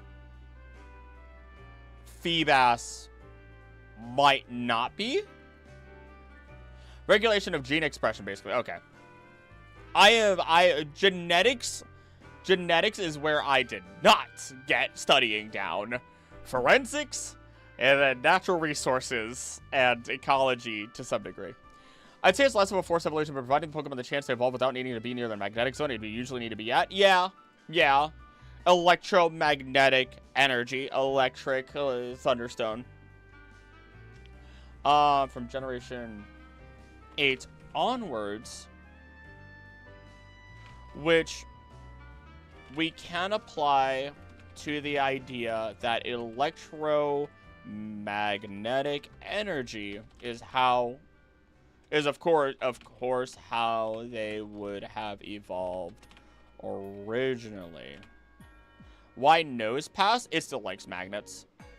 It still likes magnetism and everything.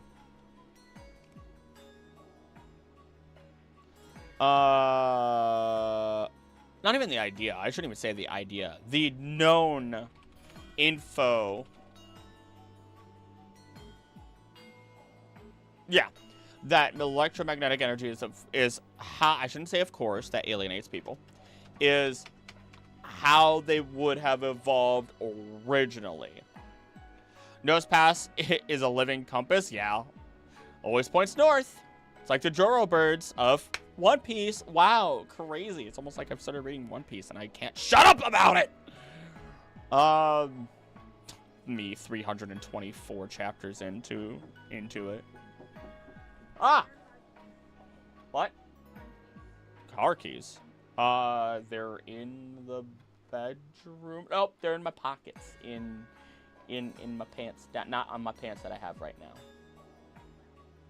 You're moving my car? You're taking my car?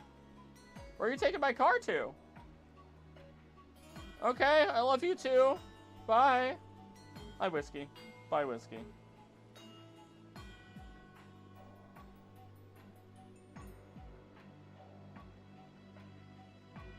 I don't even know what happened.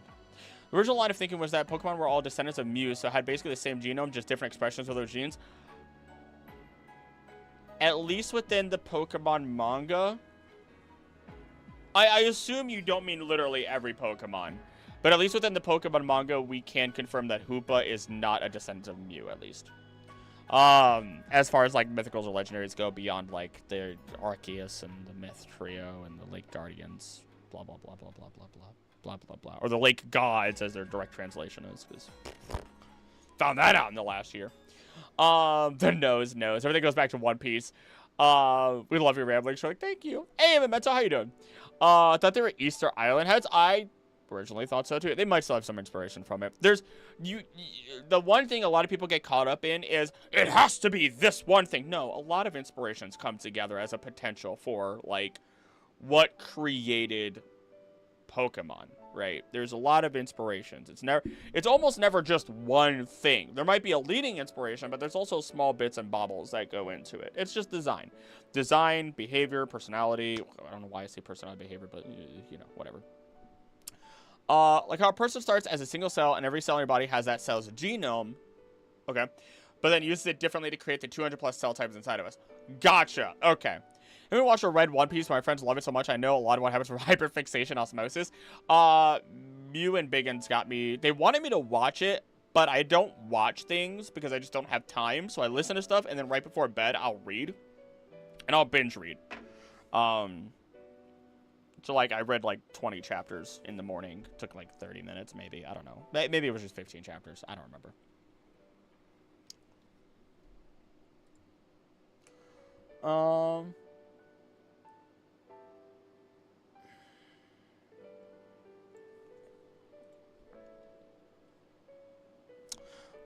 But let's look at the key differences between these two Pokemon beyond the fact that they are now permanently fused together. Seadra has a dex entry about it having a gene or genes that Horsey doesn't, plus some other stuff. Yep, it now expresses a gene that was not previously found in Horsey. But here's the thing, 31st, I'm gonna flip this back around for you though. And we're gonna see how you feel about this. And we can talk about this later if we need to more. But the reason why this happens is because there is the legend that a seahorse that lives 1,000 years becomes a dragon. It's like an old myth. It's a weird old myth, and as such, that's basically just what's happening with Seadra. It's a seahorse that lived 1,000 years and became a dragon, and that's just it. That's just it. So maybe its body is like it's a dormant gene, you know, something that they didn't look close enough or they didn't find originally. So let's just see how you feel about that. You know, just as I'm not arguing for or against anything. I'm giving you more information, which is all I ever do. That's all I ever do. I'm here to just give people information and let people, I have my conclusions and I let other people come to their conclusions. Are there free audiobooks? Yeah, I'm sure there are. There has to be. What item Pokemon are we on now? We're on Thunderstones, and I'm talking about Magneton into Magnezone as it evolves Gen 8 onwards through that. Lake Guardians are like extremely high in rankings, but they hang out on Earth for some reason, like other high legends that are just hanging on different planets. They're angels, theoretically speaking, and they're in what they seem to be for their inspiration. Nothing has ever been fully obviously confirmed. While also being the three super special, like, relics of Japan. There's like a sword, a jewel, and something else that I can't remember off the top of my head, which are representative of, like, wisdom, courage, intelligence. There's a lot that could potentially go into them. I've started questioning if, because they're on the planet, I mean, you could look at guardian angels, you could look at seraphim, you could look, not seraphim, the Nephilim. But don't take the Nephilim idea into too much, because I need to do a side-by-side comparison, because the Nephilim were, if I remember correctly, I've only just recently been reminded about it, are when angels had babies with humans, and they created these, you know what I mean? Like, you know, these powerful giants, you know? And that's when God sat down and said, yeah, bro, I'm flooding the planet, by the way. It's like, things went not in my image. Things are not in my image anymore. We're flooding the planet, you know? Can't watch, wait, what? Can't watch things a lot of times either, but I can't have a show as background noise if I'm doing something super important that needs my focus. Yeah, that's the way it goes. So I take Jaeger for a walk, I listen to stuff. I'm at work, I'll listen to stuff sometimes, but it's mainly music when I'm at, like, my part-time job that I've been working at. So yeah, good information, thank you. Susanoo weapons? Oh yeah, okay. Yatamir, Magatama, Grass-Cutting Sword, I believe a Royal Treasure. Yes, Royal Treasures. God, was just Kyogre Maxon. Love listening to your Poke Rambles, and even if you moved on from Pokemon, I still listen to your rambles. I almost made an SCP channel instead of a Pokemon channel back when I first started all this. In the future, once I am, like, living off of YouTube completely without any, like, fear of not having enough, like, income just from YouTube, I would like to have a second channel that is not Pokemon, but instead be like either real life science, like literally weekly science shit. Wouldn't that be baller? Be like, all right, this week in science, here's what came out, right? Wouldn't that be ballin'? Like, all right, here's what happened this week in science. Here's what happened, like, this day in history, but for science, right? That would be cool as hell, in my opinion. That is like a minor goal of mine at this point. Like, if the channel really, really pops off, which it feels like it's been doing really well this past couple of, like, last week or two, I want that, because I want to educate myself more. I want to educate others better, and I have books. I have books and books and books and books and books about, like, the Great Lakes, about, oh my gosh, like, the Great Lakes. There's a book called Platypus Matters, which dissects the lives of Australian creatures and shows just how they are not nearly as scary as they are often purported to be, with a focus highly onto platypi. And they're really cool. By the way, their hearts can go from a rate of, I think it's 120? I'm about to say a huge range, so bear with me. I think it's like 120 or 200 beats per minute. But when they dive, it could be less than a beat a second. I think it's like 40 beats a minute when they dive. And they dive, they grab their food, then they come back up, and then they dive again immediately. So they're digesting the food, quickly come up, breathe, and then go right back down. And it's because their blood can make better use of the oxygen within their body, and they have a higher lung capacity than most other creatures. So it's sick. It's sick stuff. My obsession with Pokemon is more about my obsession with science, and I feel like I've expressed this a number of times, where it's like, I literally only talk about Pokemon because it's so close to nature, and it's so close to science, that I can disguise everything that I want to talk about through Pokemon while being happy, like, while still being happy because it's Pokemon and it's cool and here's science and here's research and blah, blah, blah, blah, blah. Anyway, I need to catch up with chat. I just went off on my, like, rant. Human on Earth gives a closer tie to humanity, giving them emotional willpower and something else. Intelligence. Yeah. Oh, yeah, yep, yeah, they do gift that to humanity, you're right. SP stands for Pokemon, we can put Magnezone in it. Sounds sick, I'll watch it 1000%. Krill VA, the science guy, it'd be so much fun! Welcome back, Ashwell. Although Pluto was discovered before Antarctica. Yeah, that is a thing. That is such a wild thing. In terms of permanent fusion, it's possible that can just be a natural magnetism effect with Metagross as an example. But I think Metagross can separate still. I think. I'm not sure. Science channel called Krill's Weekly Thrills. Oh my gosh, don't do that to me. A platypus? Yep, platypus. Platypus. Let me know. Hold on. Platypus. Platypus. Heart rate. It is, okay. 140 to 230 beats per. Parry the platypus! You got me. You got me. Ah, it's a platypus! Parry the platypus! I will never, anytime I do that voice, I always have to go back to when I played modded Smash Bros. And I said, it was Dr. Doofenshmirtz against Mewtwo. And it was, first I'll take over Mewtwo, and then I'll take over the entire Kanto region! Can't do that voice without for a long time. Perfect, thank you. Oh my god. I need to get this script done today. Also me, I'm gonna go ahead and just stream while doing my research. Yeah, that works. Oh dang, you're still alive? Yeah, hey there, PB. I didn't put out a schedule. I should be live Wednesday and Thursday. I will be playing the randomized Nuzlocke, so just so that everyone's aware. Just so you know. The Tri-Region area! I mean, the Kanto, Johto, Sinnoh. Kanto, Johto, Sinnoh. It's more realistic that it's a better tie-in than you might think. Behold,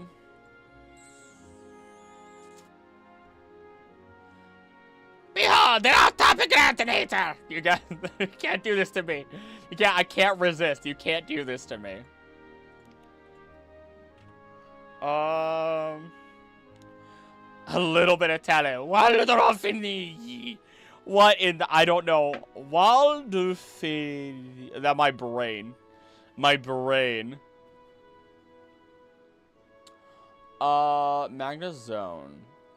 There has been caused by social magnetic field, a change in molecular structure within its body, something the mechanical general in the creature with emotions, way reproducing a need for nourishment. Ability to control anti-gravity and float through the air at will, which I think, doesn't Magneton do that also? No. No, it does. Able to fly through the air. Yep, okay. Yep, nope, that's nothing. Okay, but I love when you take a tangent. I miss them so much. I have started disguising my tangents. I think that's the biggest thing. I disguise my tangents a little bit better these days. And a lot of my script is less direct quotes and has been a lot more related to just me writing a lot of it, which hopefully, I mean, it seems like I'm not doing on tangents, but I feel like I've gone a couple tangents. Hey, Siri. The Nuzlocke suffering is still on. Waluigi Doofenshmirtz. Oh my god.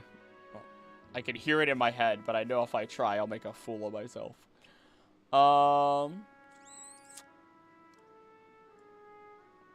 Let's see. Rarely sighted in the wild. Magnezone can be very aggressive and territorial, although rarely attack without provocation.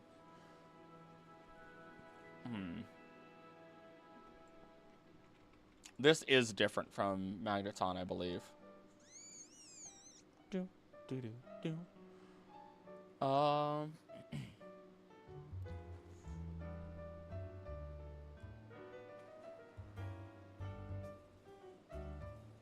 Interference of phone and internet signals, EMP, okay.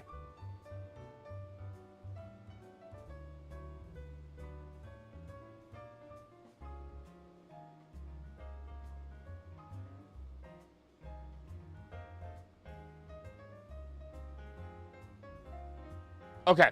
Okay. All right, we're good. I just needed to read that in my head so I knew what I was going to say. Oh gosh.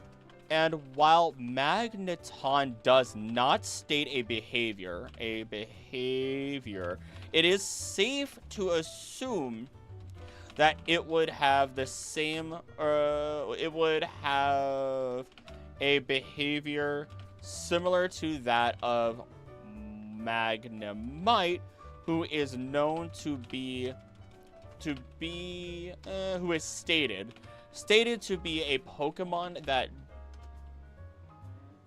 does not have an interest in attacking others and will instead prefer to momentarily paralyze, oh my goodness, my typing, paralyze its prey, paralyze its attacker before running away to safety. Only when it is cornered is it noted more often to attack others.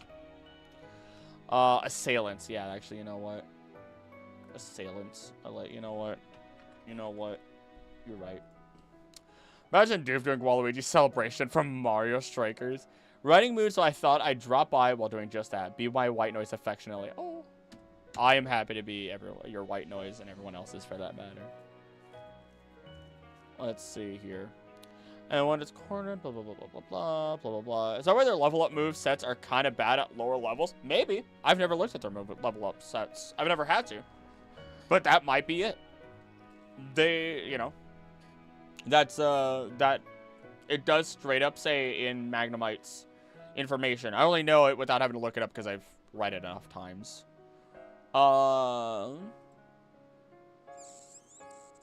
So by understanding this, we can already see that Magnezone already has a change in behavior to be more aggressive.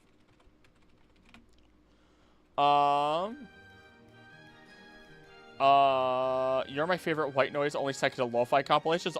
My gosh. Are you... Why am I... I feel like that's high up on a list. Thank you?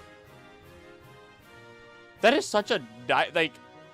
Alright, the white noise compliments are so nice to my brain today. Who? Magnemite, Magneton, Magnezone? Magnemite, Magneton. Some Eevos have infamously bad level up move pools. I think they changed that as the years have gone on, though. I think they've changed that as the years have gone on. I don't know, though. I am not the person for move pools. I'm dog at that. 31st, please. 31st, please. Oh my god.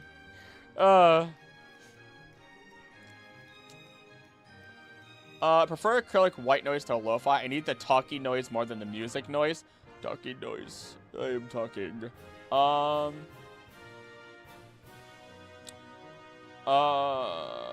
Thank you. Magnezone. Flash the night. Oh my god. Oh my god. Why is it like this? Why did that break? Why does that break every time? Well, you know what? I don't need to open up another tab. I don't need to look at Magnemite anymore. Or, sorry, Magneton anymore. Flights to the night sky after mistaken as UFO sighting, though it's stated to be receiving and sending signals from an unknown source and an unknown purpose.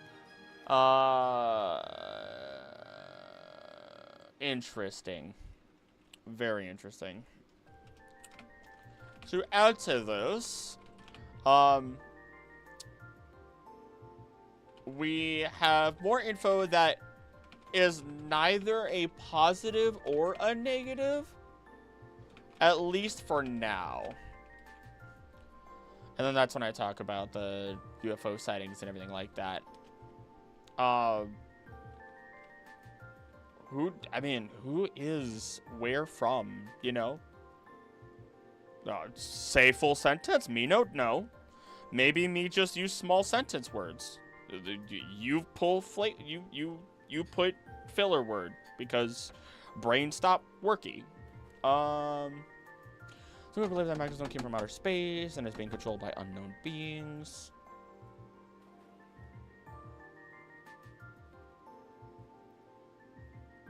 Doesn't it? It does have the same little radio signal antenna on the top of its head.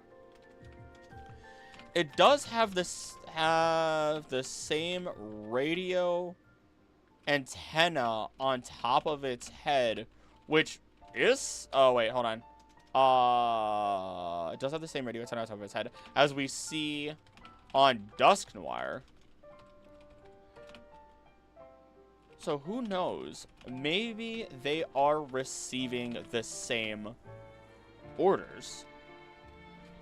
In fact, and this is where I put the tangents.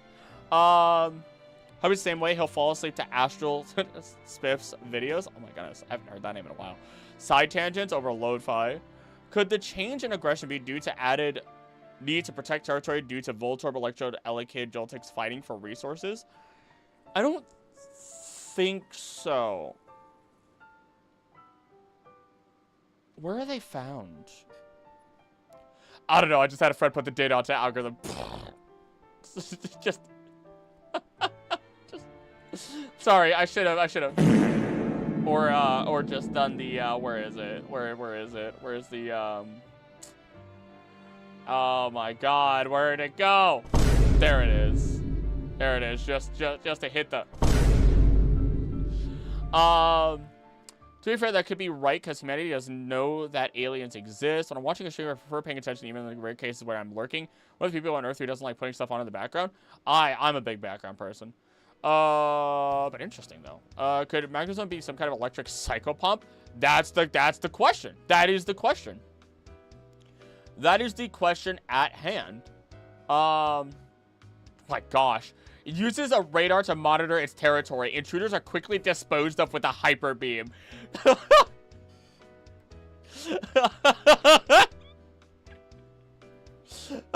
Silence, intruder.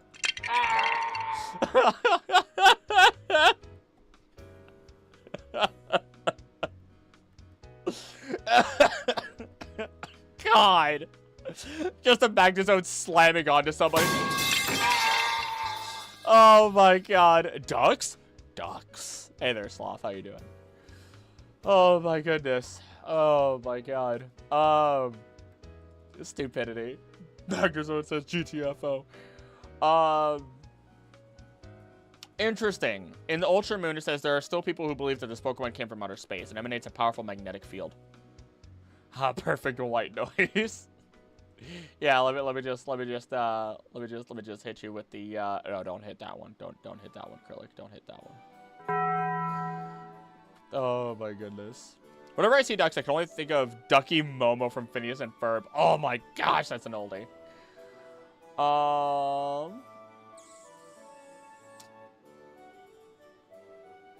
Where are you found? P2 Laboratory in the rustling grass. In Black 2 White 2.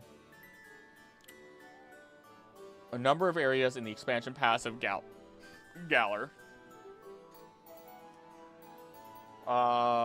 With only 2 of them not being max raid battles, being Loop Lagoon and Insular Sea. Weird. Coronet Highlands near Clamber Claw Cliffs, which is a flying one near Celestica Trail flying, and near Fabled Spring flying. A lot of these fully evolved Pokemon act as protectors of early stage Pokemon from that line. In Scarlet Violet, does Magnezone? That's a good question. Let's see. Let's look at P2 Laboratory. Let's start there. And I will just quick search. Magneton is there, it seems. So there is that. So at least in the P2 Laboratory area, it could be a protector or even just guarding the general area. So that checks out. So yes. In Loop Lagoon and Insular Sea, what are we seeing here? Magnezone is a Wanderer, and it's the only one there. Well, of its kind. Interesting. It's found around Alakazam, Zoroark, and Larvesta. Actually, no, not even. It's found on thunderstormy days, which makes sense. Because of the electricity. Insular Sea, otherwise known as Outlying Islands Sea, in direct translation. Magnezone is another wanderer by itself in thunderstorms. Pelipper is the only other wanderer in the roaming the Big Island section of Pokemon.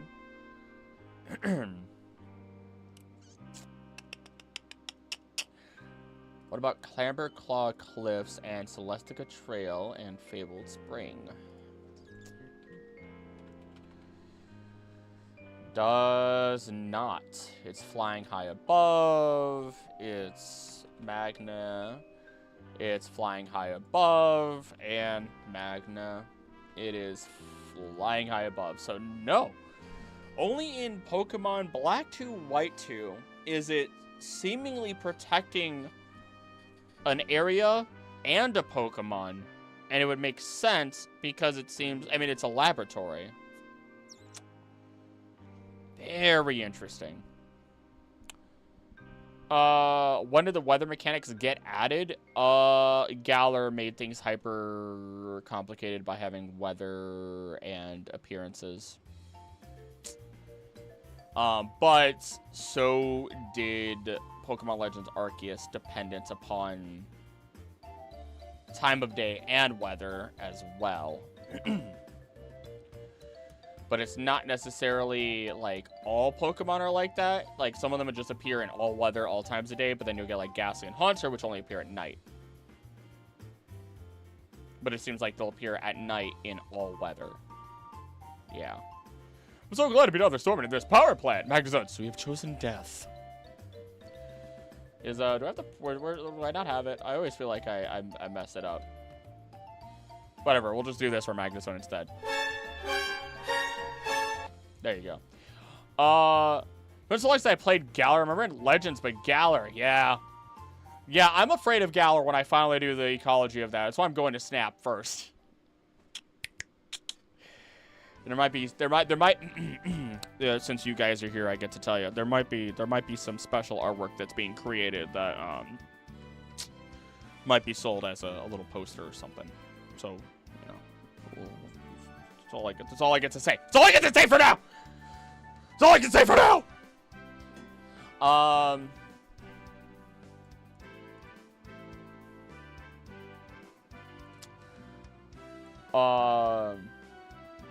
We'll see how much. We'll see. we'll see how much. How much I wanna throw at it, and then make it merch. I've still got to print out my intro and outro screens and put those on my walls. I love those so much. My God. I also get to go to a convention this Friday. I get to meet the voice actor for Frieza. I get to talk about Frieza. So there's Frieza, Pride and Envy from Fullmetal Alchemist, the lady who directed a number of different shows, including Naruto Shippuden and Cowboy Bebop.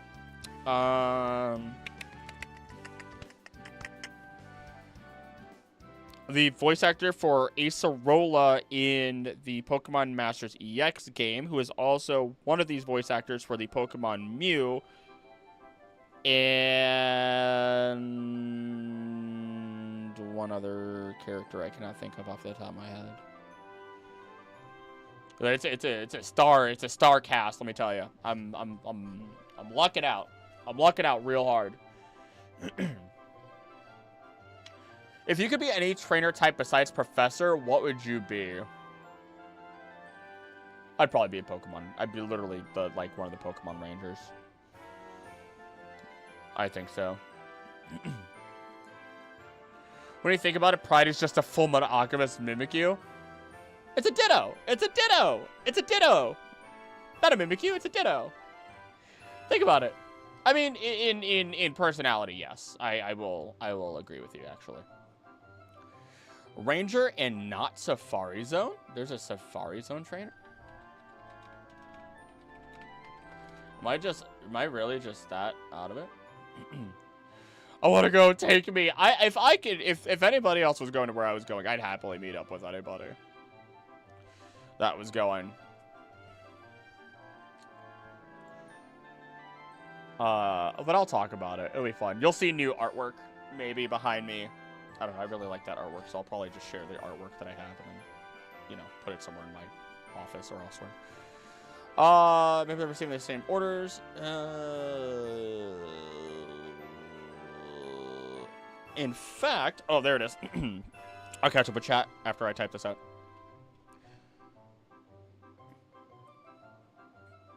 Space and the heavens themselves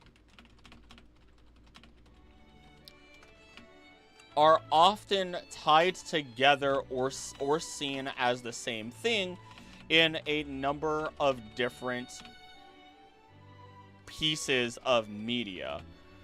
This has extended as far back as popular media.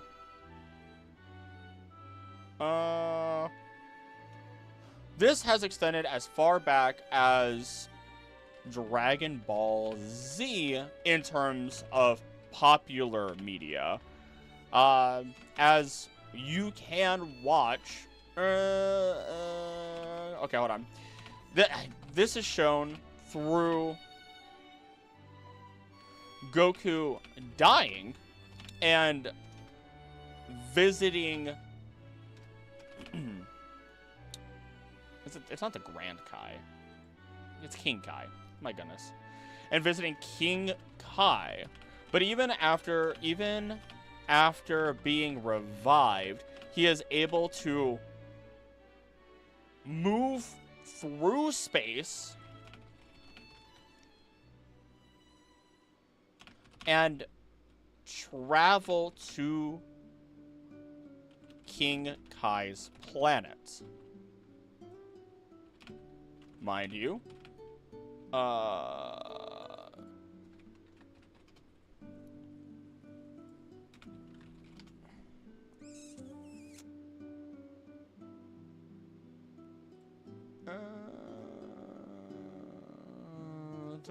Goku dying, traveling along Snake Way in heaven. I should put all that. Visiting King Kai, shown through Goku dying, traveling Snake Way, heaven, and visiting King Kai. But even after being revived, he is able to move through space and travel to King Kai's planet without having to die again. There we go. Let's see. What am I missing here? I think a League-related job would be great. You should be getting a lot of traveling in then. A League-related job. And money? Wait, what? Hey, just remember the Slack-off line and Smeargle being mentioned back-to-back on a recent video. The Food Web one, I think. And that was nice, because those are my favorites. Really? I didn't know about Smeargle, but I could have guessed Slack-off at the very least. Are you happy over the idea that Smeargle is a beautiful bane to my existence because it is likely not an omnivore, unlike most domestic dogs would be, and there's not a place where I feel comfortable stating its origin? It just kind of exists, and it's just a painter that likes to visit with other painters and paint really beautiful landscapes. It's weird. It's cool, but it's weird. Planets in the heavens were thought to be one and the same. Oh, there we go. Hexley, welcome to the stream. Hey, Malachi. Do be chill. Magic Gathering is certainly doing something like that right now. Oh, well, little I know about Dragon Ball. It seems like everyone dies and comes back to life every other Tuesday. Eventually, yeah. That's kind of how it ends up going. Here and there. Yeah. 2 times max. Unless you have Dende changing the Shenron for you. But you can only get 2 wishes at maximum now. Especially in Eastern religion, since the Great Star of Venus is a member of the Jade Emperor's heavenly retinue in the original Journey of the West. God dang! Okay, you know, alright. I'm quoting you, because I...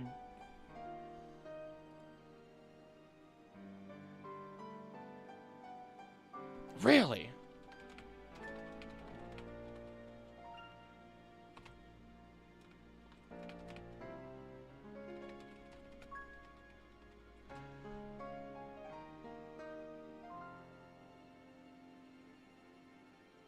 Well, okay, I'm just...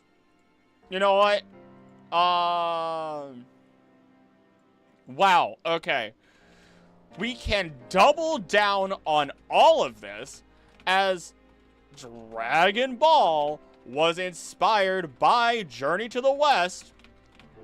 And as I was streaming my research for this, as I was streaming my research for this, Memento Mortem brought the following to my attention.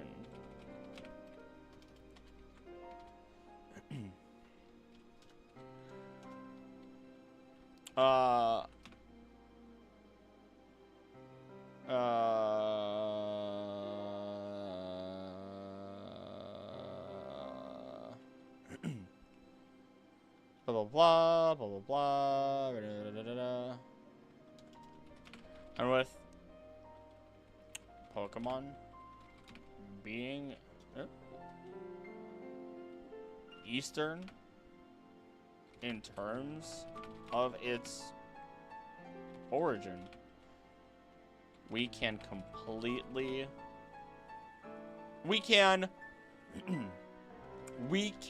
safely assume that, yes, Dusknoir and Magnezone may very well both be getting instructions from the same source. Though, maybe actually, you know what? Maybe you know what? As a final part of speculation, maybe Magnezone is the middleman and is able to transfer the signals from the heavens to Dusknoir. Why is Jaeger sad? Yeah. Okay, I'm streaming, so just, you know, what words not to say. And, he was like, fine, I skated, so Justin brought Betty over. Betty did not want to play her. Aww, pobrecito. He was like crying for her. Jaeger. He knows I'll pick him up. He knows I'm gonna pick him up for the camera. Yeah, he was crying for Betty. He was like, at the gate. Oh my goodness. Are you hungry? Okay. So I can probably stream a little longer then still. I mean, we have food. We have not been preparing properly. We haven't been taking any food out. Aw, do we want to take him for another walk together? Hmm? You just took a shower? It's not that hot out there, is it? It's like probably 73 degrees. It's Buggy! It's Buggy! It's Buggy the Clown! Okay. Oh, sweet, yeah. Yeah.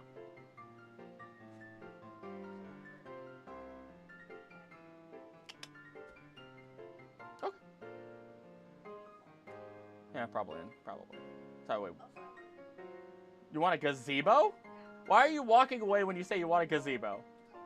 I want a gazebo! Anywho, I'm gonna go disappear now. I'm gonna go disappear. Bye.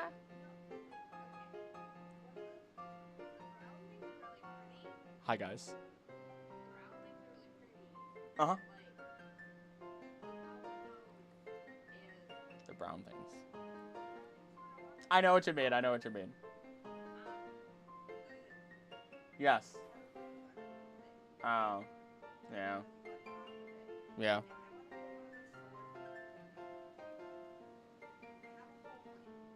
You have a whole plan. Okay. All right. Well, I'll leave you. I'll talk to you about your whole. Yeah.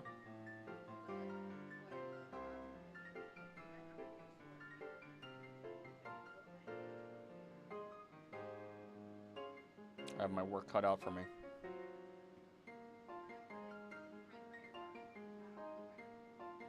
Okay. Okay. Okay. Talk to you later. Alright, I love you. Hold on, now you see how we talk. My fiance and I. Goku got this 10 times gravity gains from training as a spirit. Miracle is an artist, so being an ecological enigma is reasonable. Jobs and money. I'm pulling a full-time gig, but insurance doesn't pay for Feminems? What? What is that? What is Feminems? Ones like Goku keep their bodies and not become spirits. That is also true. Journey to the West. Still need to read it because I love it so much. I probably should read it. Didn't know that. Nope, nope. Goku is Sun Wukong. That I did know. Student has become the professor. I'm a Journey of the West. Journey of the West. Girly. I love it so much. Vegeta's a 6-eared macaque. He's a monkey. Filthy monkey. Filthy Saiyan. Monkey Tail was kind of the hugest giveaway. Journey to the West. Yes, yes. I mean, if it wasn't the Monkey Tail, it was the staff as well. Still. Revived by Dragon Balls once, and he's died 3 times. Yes. Yes. Yes, because I think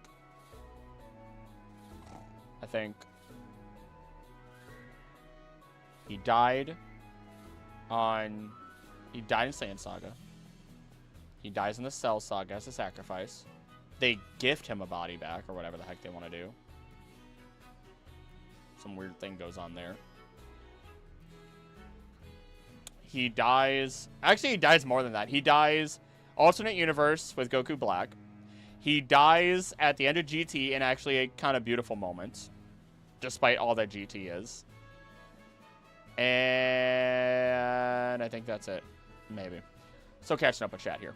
I don't know much else about Dragon Ball. I keep bringing up similarities. Question really, did you know that Embor is based off Pigsy from Journey to the West? I knew that the 3 of them were based off of Chinese. Was it a Chinese, French, and I forget the last one. I didn't know its name was Pigsy, though. I did not know its name was Pigsy, but I did know it was related to Journey of the West. Journey of the West, the demon boar. Buggy, I've been summoned. Did you say my nose is right? Goku is part Sun Wukong that Infernape didn't get. Feminems is HRT. Oh, really? Also, hey there, Ashley fellow, you're new here. Gonna lay down now, Krillig. I'll see ya. See ya, Krill14. Thank you for being here, and rest easy. 1, Dragon Balls. 2, Elder Kai sacrifices his life. Ah, there it is. 3, we survive time. There, okay, there's that.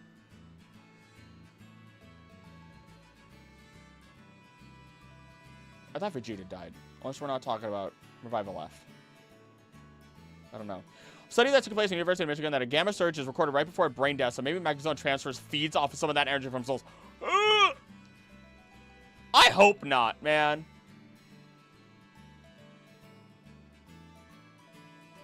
Mew, that looks sick as shit. I can't show that. I can't show that, but that looks sick. That looks so sick. Trust me. Dusknoir absorbs.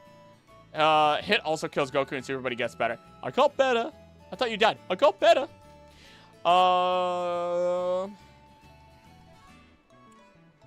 Okay. We've gone so off tangent.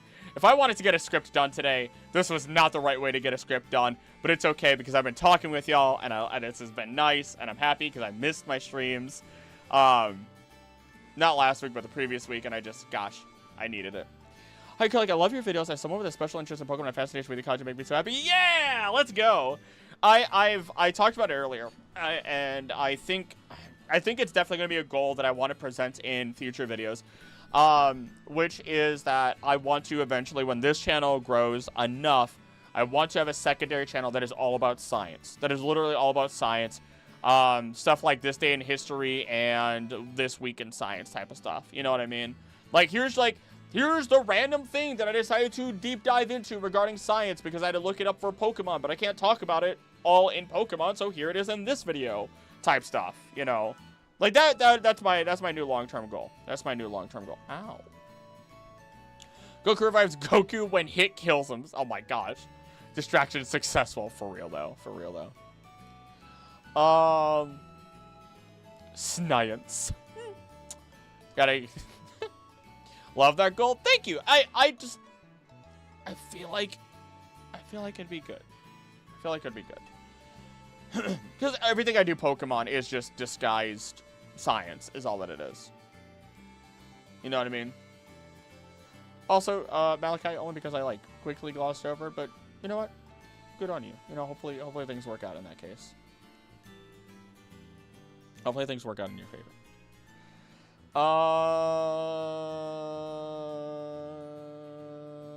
Don't mind me just making this sound because I need filler air as I decide. Magneton and Magazone got a whole page to themselves. Then again, Pikachu and Raichu did also.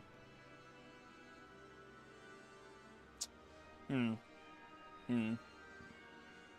me, I don't know if you heard that. Hopefully not.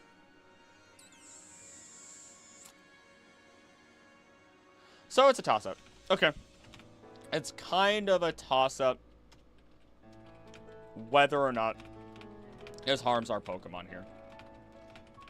And I'll leave that for you to decide. Text this number. Don't text me. I'm afraid of social interactions when I'm tired. Magic is just science we don't understand yet. Facts, though. Facts. They used to think that, there was, like, glowing green rocks or whatever. Like, there were rocks that you can't go near, and they would kill you, or whatever the heck it was. And turns out that was, like, radioactive rocks. Which I think... No, not I think. I know the SCP franchise... Not franchise, it's not a franchise. It's community-owned. The SCP files, plays on that with one of their entries that has been solved. And it's considered a... What is it called? Oh, gosh. Keter is that... Thaumiel, Keter. It's not danger levels. It's how well contained they are. Can't remember. Oh, well. Pokemon has a lot of science. Facts. Facts. Pokemon is just environmental science and bug catching made fun for all generations and cultures. Also facts. I've actually been watching your channel since it had 1,000 or 2,000 subscribers. I'm sorry. I'm so sorry. Bless. But I'm sorry. I'm so sorry. There's the first live I've caught. Welcome to the live. And now you can see that I'm just as much of a goofball or I'm myself in my videos as I am in my live streams, because putting on a mask and a face takes too much effort, and I'm not that person. Yet we still can't refine how to make Greek fire.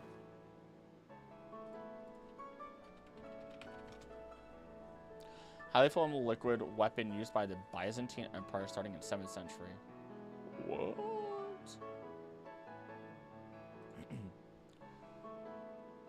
Close guarded state secret. Historians have variously speculated that it was based on saltpeter, sulfur, or quicklime, but most modern scholars agree that it was based on petroleum mixed with resins, comparable in composition to modern napalm.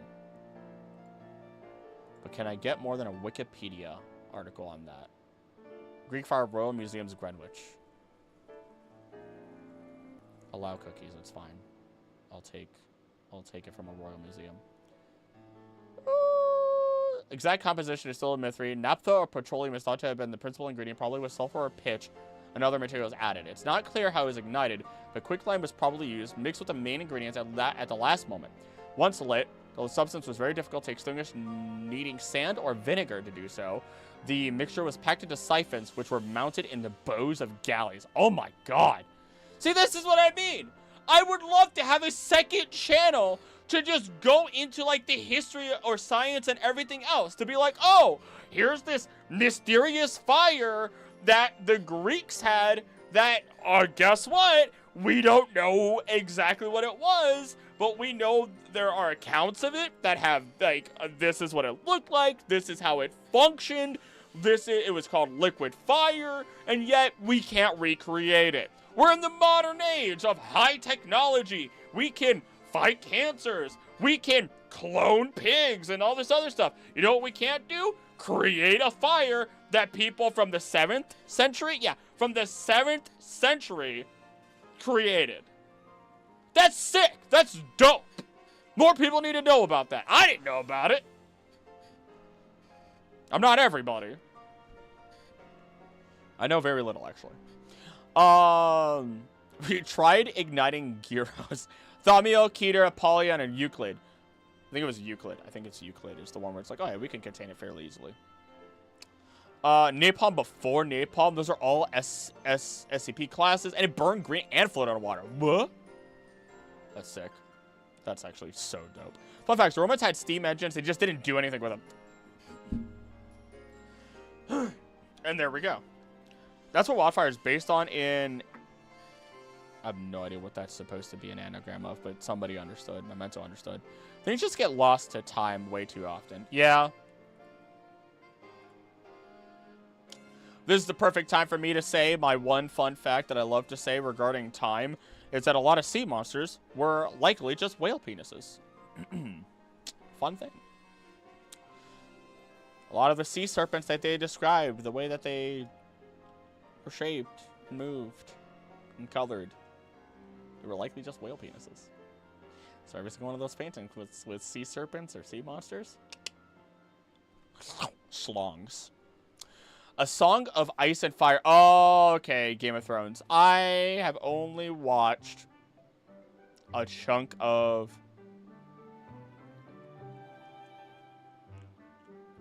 the dragons one. The dragons version. You know what I mean? Whatever. Because of the lady, and we didn't even finish it. That is a fun fact. Romans, haha, Steam make go spinny. That's useless. Excuse me, what did I just hear? Someone said Game of Thrones. I knew that. Oh god, oh god. Who am I supposed to... What are my evolution stones? Evian to Jolteon. I'm not even gonna... Actually, hold on. Doesn't Jolteon get irritated?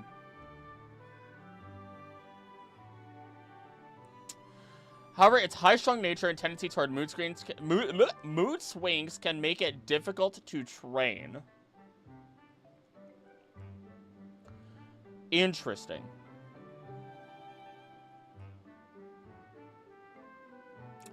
Interesting. That's the only evolution to have mood swings. Eevee into Jolteon. An exception to the Eevee. A brief exception to the evolution to the evolutions are all stable idea is that, well, no, don't say it like that. I don't want to come off as... Mood swings are not mental instability. Mood swings are something I'm unable to describe because I'm not a psychological professional, whatever. I'm a scientist. Never watched it. I just remember the name and acronym. Huh. Really want Game Freak to make a new Ori game or a Ranger game. I would fight a bear for a Ranger game. I would fight a bear for a mother trucking Ranger game. I'm telling you. Brief exception to the evolutions are all safe idea. Would potentially be if you considered Jolteon's following information as harmful.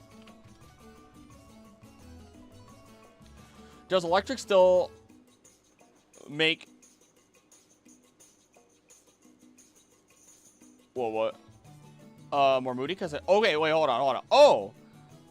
Do the electric stones make Pokemon more moody because it makes our brain chemicals get more ionically charged and thus move across the amygdala emotion signals of the brain faster? Because Magnemite had an aggression boost, too. Oh. Okay, hold on. Eevee into Jolteon. Or Pikachu into Raichu. It's not more aggressive. Magneton into Magnezone. It is more aggressive. It's territorial. Eevee into Jolteon has mood swings. Nosepass into Probopass. Still stable. Electric into Electros. Stable, just a more avid hunter. Charjabug into Vikavolt.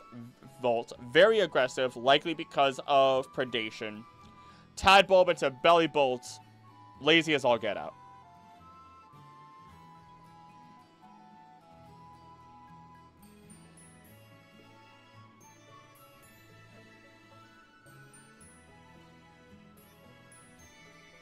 No. I'm going to say no. It's a good theory. It's a good theory, but I'm gonna say no. I'm gonna say that's probably not the case. It could be. But then we're also assuming Magneton has a brain. Yeah, no clear pattern. That's the best way to put it. That is the best way to put it. We're also assuming Magneton has a traditional brain, but it does need to eat, and it can breed. I hate saying breed because of what the internet has done to that word. But, like, what can I do? I would fist fight God for a Ranger game and a new Poke Park entry. Just, you just imagine God just being like, no, I want a new Pokemon game too. Go ahead, throw it, the Ranger game. I've been asking for it for years. Goodness. They don't take my money. My money's no good down there, so they won't make a new one. It's more likely Pokemon that are likely to be predated on become aggressive with an extreme boost with evolution, probably. That's a decently fair one. Then that raises the question of what's predating on Eevee. Other feline Pokemon. There's feline Pokemon. What the heck did I just do? There's feline Pokemon, some dog Pokemon. Eevee is also... There's some pretty aggressive predators in Pokemon. What video? Alola has Eevees appearing on routes in the wild. Kalos does too, I think. I don't remember who specifically would be predating upon Eevee, though. On the routes. But I know in Alola, if it cries for help during the day, an Espeon appears. If it cries for help at night, a Umbreon appears. Eevee is kind of the best Pokemon to give to like any young child, regardless if they want to be a trainer, since they're so versatile to change in their environment. Yes, it's a catch-all. It's a catch-all. Super rare, but it's a catch-all. Oh.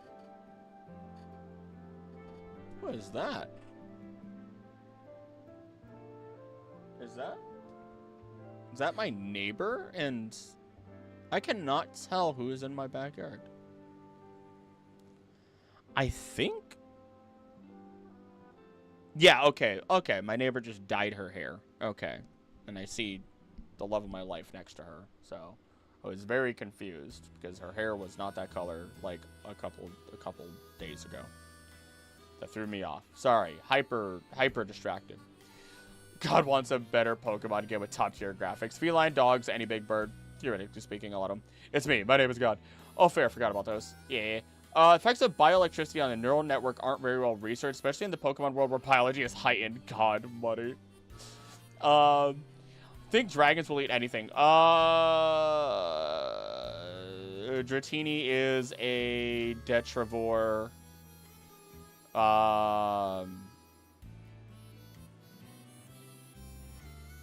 Guzzlord is a Junkivore, as per Pokemon standards.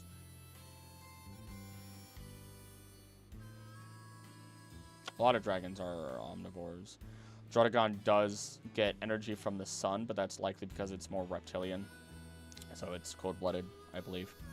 Can't remember the rest. There's a new Pokemon food chain. If you want to know, you can check that out. Wild to me that you can't catch Eevee in the wild before Alola. Like, how did you catch Eevee in previous gen games? You were given it. Sewers of Unova, Black White 2, I think, is what I was just recently told. So, there's a couple of different ways. Most well as in your universe, everything is on the menu, yes. But it doesn't drink blood, it drinks energy. It's weird. Gifts usually Buswell isn't exactly from the main uni. HU Moe, it's alternate made by Necrozma. Not made by Necrozma. It is. Necrozma is the sun of another universe, theoretically speaking, and it does provide light and warmth to places like Naganadel's homeworld. And its light inadvertently also creates wormholes to our or other universes and planets in which Ultra Beasts, who are Pokemon, they are Pokemon because they can get caught in regular Pokeballs. There's just a lower chance of it. They just have a harder time fighting the Pokemon DNA. Are, against their will, shot over to our world. Hi, Odie. What are you doing, girly? Secondary, tertiary, gift, Eevee eggs. Yep. Only 3 gifts. Yep. I got this egg from my best friend's aunt. Type of Pokemon egg. Just like Togepi egg, which is given to you from their professor's assistant, who it was given to from Mr. Pokemon, who received it from the Kimono Girls. Yeah. There are Pokemon, but the DNA is different due to being alternate universe, so most patterns are very different. Yes. Took me, my beloved. When the Necrozma was smart, it would wait until night to eat the suns. Why don't we just go onto the sun at night? Passing parcel. Why don't we just step on the sun at night when it's colder? Right, guys? If I said that in a video, do you understand how many people wouldn't... The joke wouldn't just go above their head. It would be flying in a plane over their head. It would be like a rocket passing by them. I would get so many comments saying, well, why don't you just... That's not how that works. And I'd be like, oh my god. But then I'd have plenty of comments that would probably play along with it too. I can't complain. I'm not allowed to complain. Engagement would be astronomical. That wasn't a pun on purpose, but you got one. We would totally freeze then, though. Odie, come here, baby.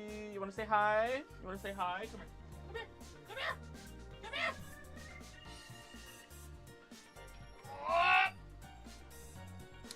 Necrozma eating the sun like egg custard buns. Babies, baby.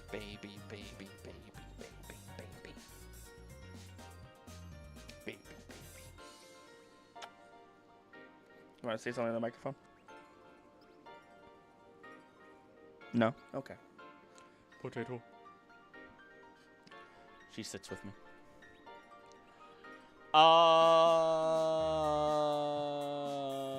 We are supposed to be on a million pets. Does Moon generate its own light in Pokemon? Yes. Technically, maybe. They claim Moonlight is its own source. The Cosmo is actually one of my favorite legendaries lore-wise. Don't mind me talking about Satan, or rather, Lucifer, or whatever, the fall of Lucifer from heaven, being equivalent to that of the fall of Necrozma. And also, I have yet to find, like, definitive proof, but I am still of the volition that Eterna Max and Necrozma were the light and darkness that were separated by God, Arceus, when the universe was created. And it would help explain why apparently Necrozma, it's kind of a toss-up. Ultra Necrozma is one of those things where it's like, oh, it apparently wasn't really losing its ability to emit light until after one of the many accidents that caused it incredible amounts of damage.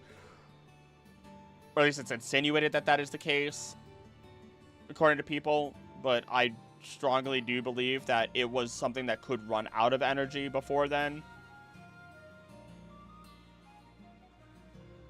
And that it may have stolen light from Arceus. It's weird. It's weird. Delectable sweet custard buns you get from dim sum restaurants. I don't know. I don't think I've had that. Light from the moon is the energy contained in moonstones. But it's the sun of Necrozma. It's okay to come back to us eventually. We left off in Eevee, right? Yeah.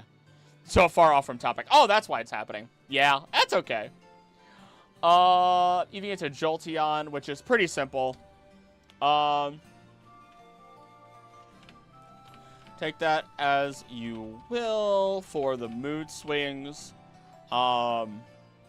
This could once again just be due to the incredibly high amount of energy that surrounds this Pokemon. Because Jolteon doesn't generate electricity. Its fur... ions in the atmosphere? Oh, wait, hold on. it can also generate low-level electricity in its cells, which is amplified by the negative ions it gathers and generates in its fur, allowing it to discharge 10,000-volt lightning bolts. Okay, never mind. Correction.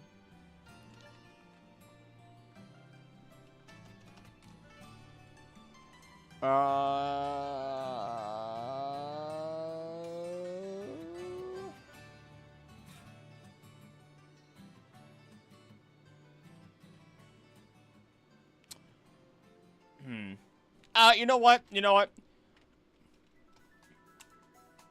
I will say this reminds me of the idea as to why you would not want to put a bell on your dog or cat, especially cats, as the constant sound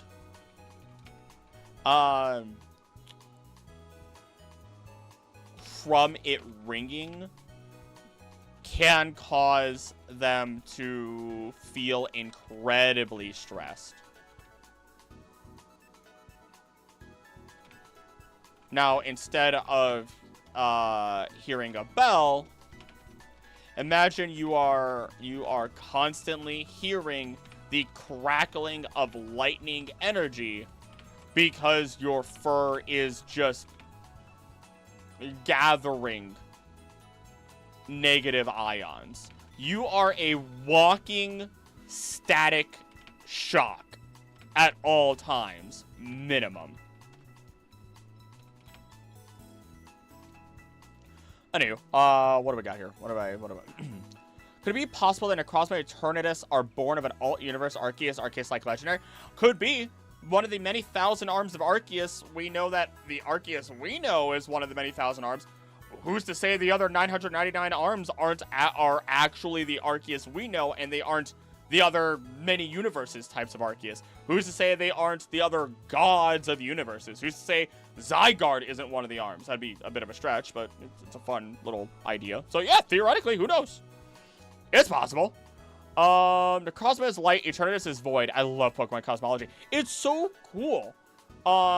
Because yeah, it's again, imagine the light separated from the darkness. They could be like the Dagapalkia duo for another dimension. They could be. They could be. I would lean more towards not Eternatus. I'd lean more towards them being separate from each other if they were that. Yeah. Yeah, if they're the Dagapalkia of their own world in some weird capacity, they would be unrelated to each other somehow. But they could be. I don't know. It's gods. It's gods. Eternatus was originally different, but was literally blasted by cosmic radiation. Okay, I should have read your next message, or that message too, as well, to help. Yeah. It's weird because it makes, so Eternatus being able to rebuild its power on Galar makes sense because literally everything on our planet has a modicum of radiation to some capacity, even if it's incredibly small and it doesn't hurt us or anything else along those lines. It makes sense that it wouldn't need to be above ground in order to restore its health, or that it didn't really slumber, or whatever the heck you want to say. It built up its energy from general radiation. You know what I mean? Alt universe this, alt universe that. I just want to pet my Pokemon again. Electric tinnitus. Don't. Oh god, I have tinnitus, bruh. I don't think that's the case, because it was way severe case than this radiation somehow making it way too powerful stuff. It does relate to radiation, though.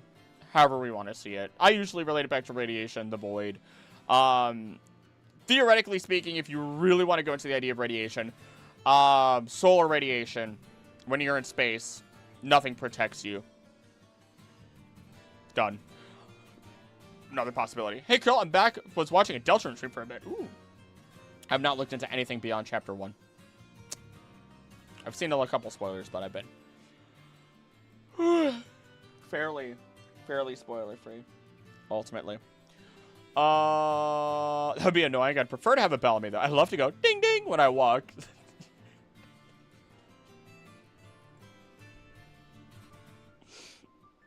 I love my audience. I love you guys.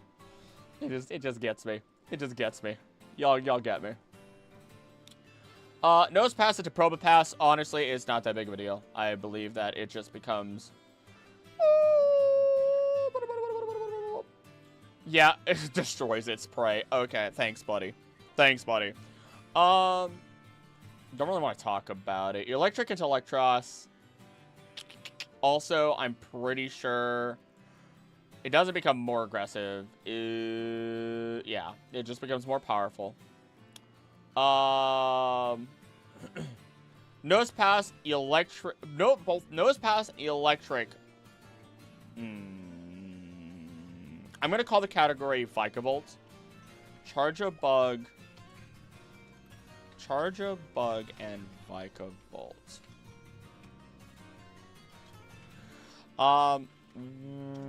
We are gonna skip through nose.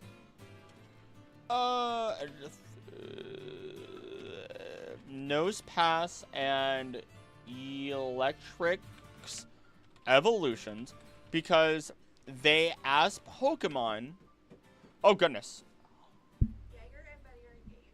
they're engaged. They're engaged. Okay. Okay. And Jaeger played with her for like 40 minutes. Yeah. I saw that a little bit. The audience heard me looking out the window and be like, "Who's that with green hair?" Oh, it's the neighbor. Yeah. Still streaming. Yeah, he is rapid fire. Like he's going. My God. He's facing the fan. Also, Betty really likes pool. Betty really likes the pool. Well, that's good at least. That's good. They're engaged now. Okay, my dog is engaged too. They're having a wedding. So we got a plan for a second wedding now. Tell the happy couple congratulations. Memento Mortem says congratulations. You hear that, Jaeger? Okay.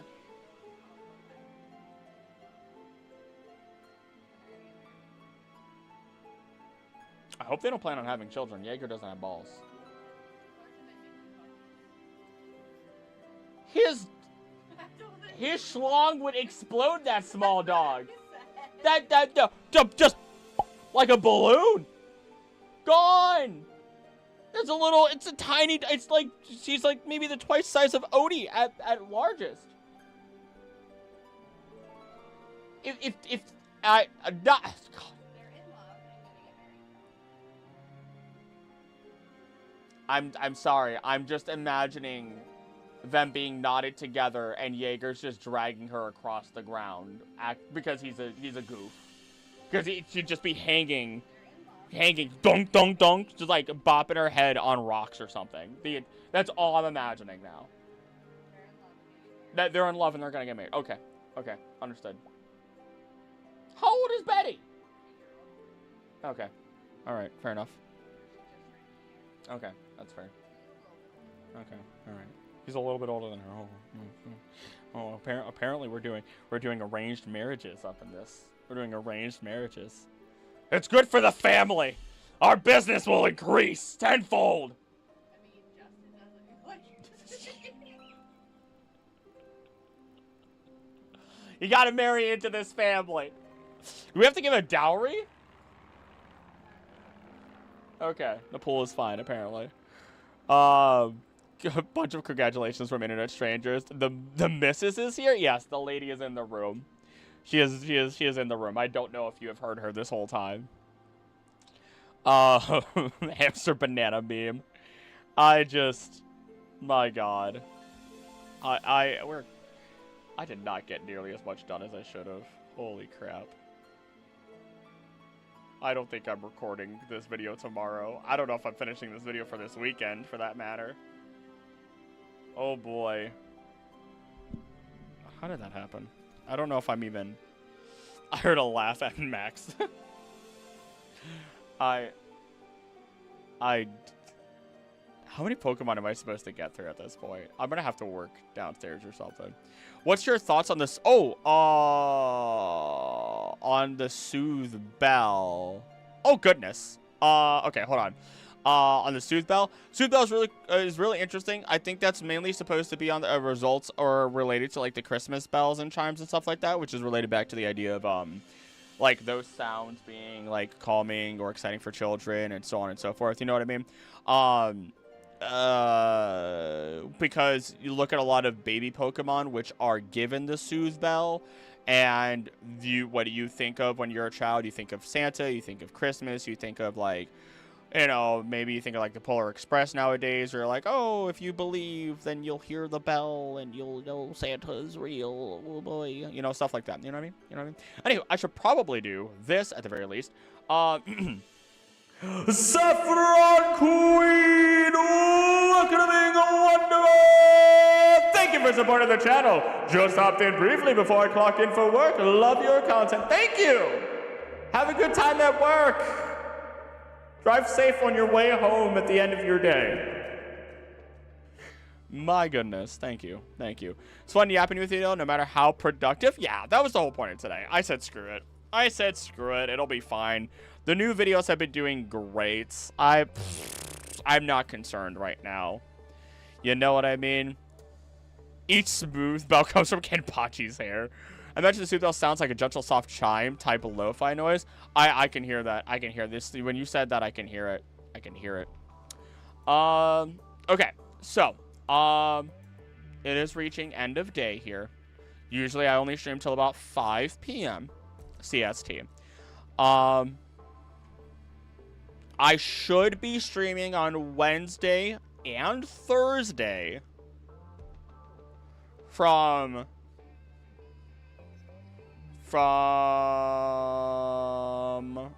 1 p.m. to 5 p.m. CST. I believe I'm going to do some Snap on Wednesday. And Thursday I'll do more than Nuzlocke. We shall see. We shall see. Just know I'm going to stream on those days. I'll put out an announcement tomorrow just for sure. I would stream on Friday, but on Friday I'm going to that convention. Even though that's late, and that's later in the day for me. Like from like 2 o'clock till God knows when. Depends on how long I want to stay there.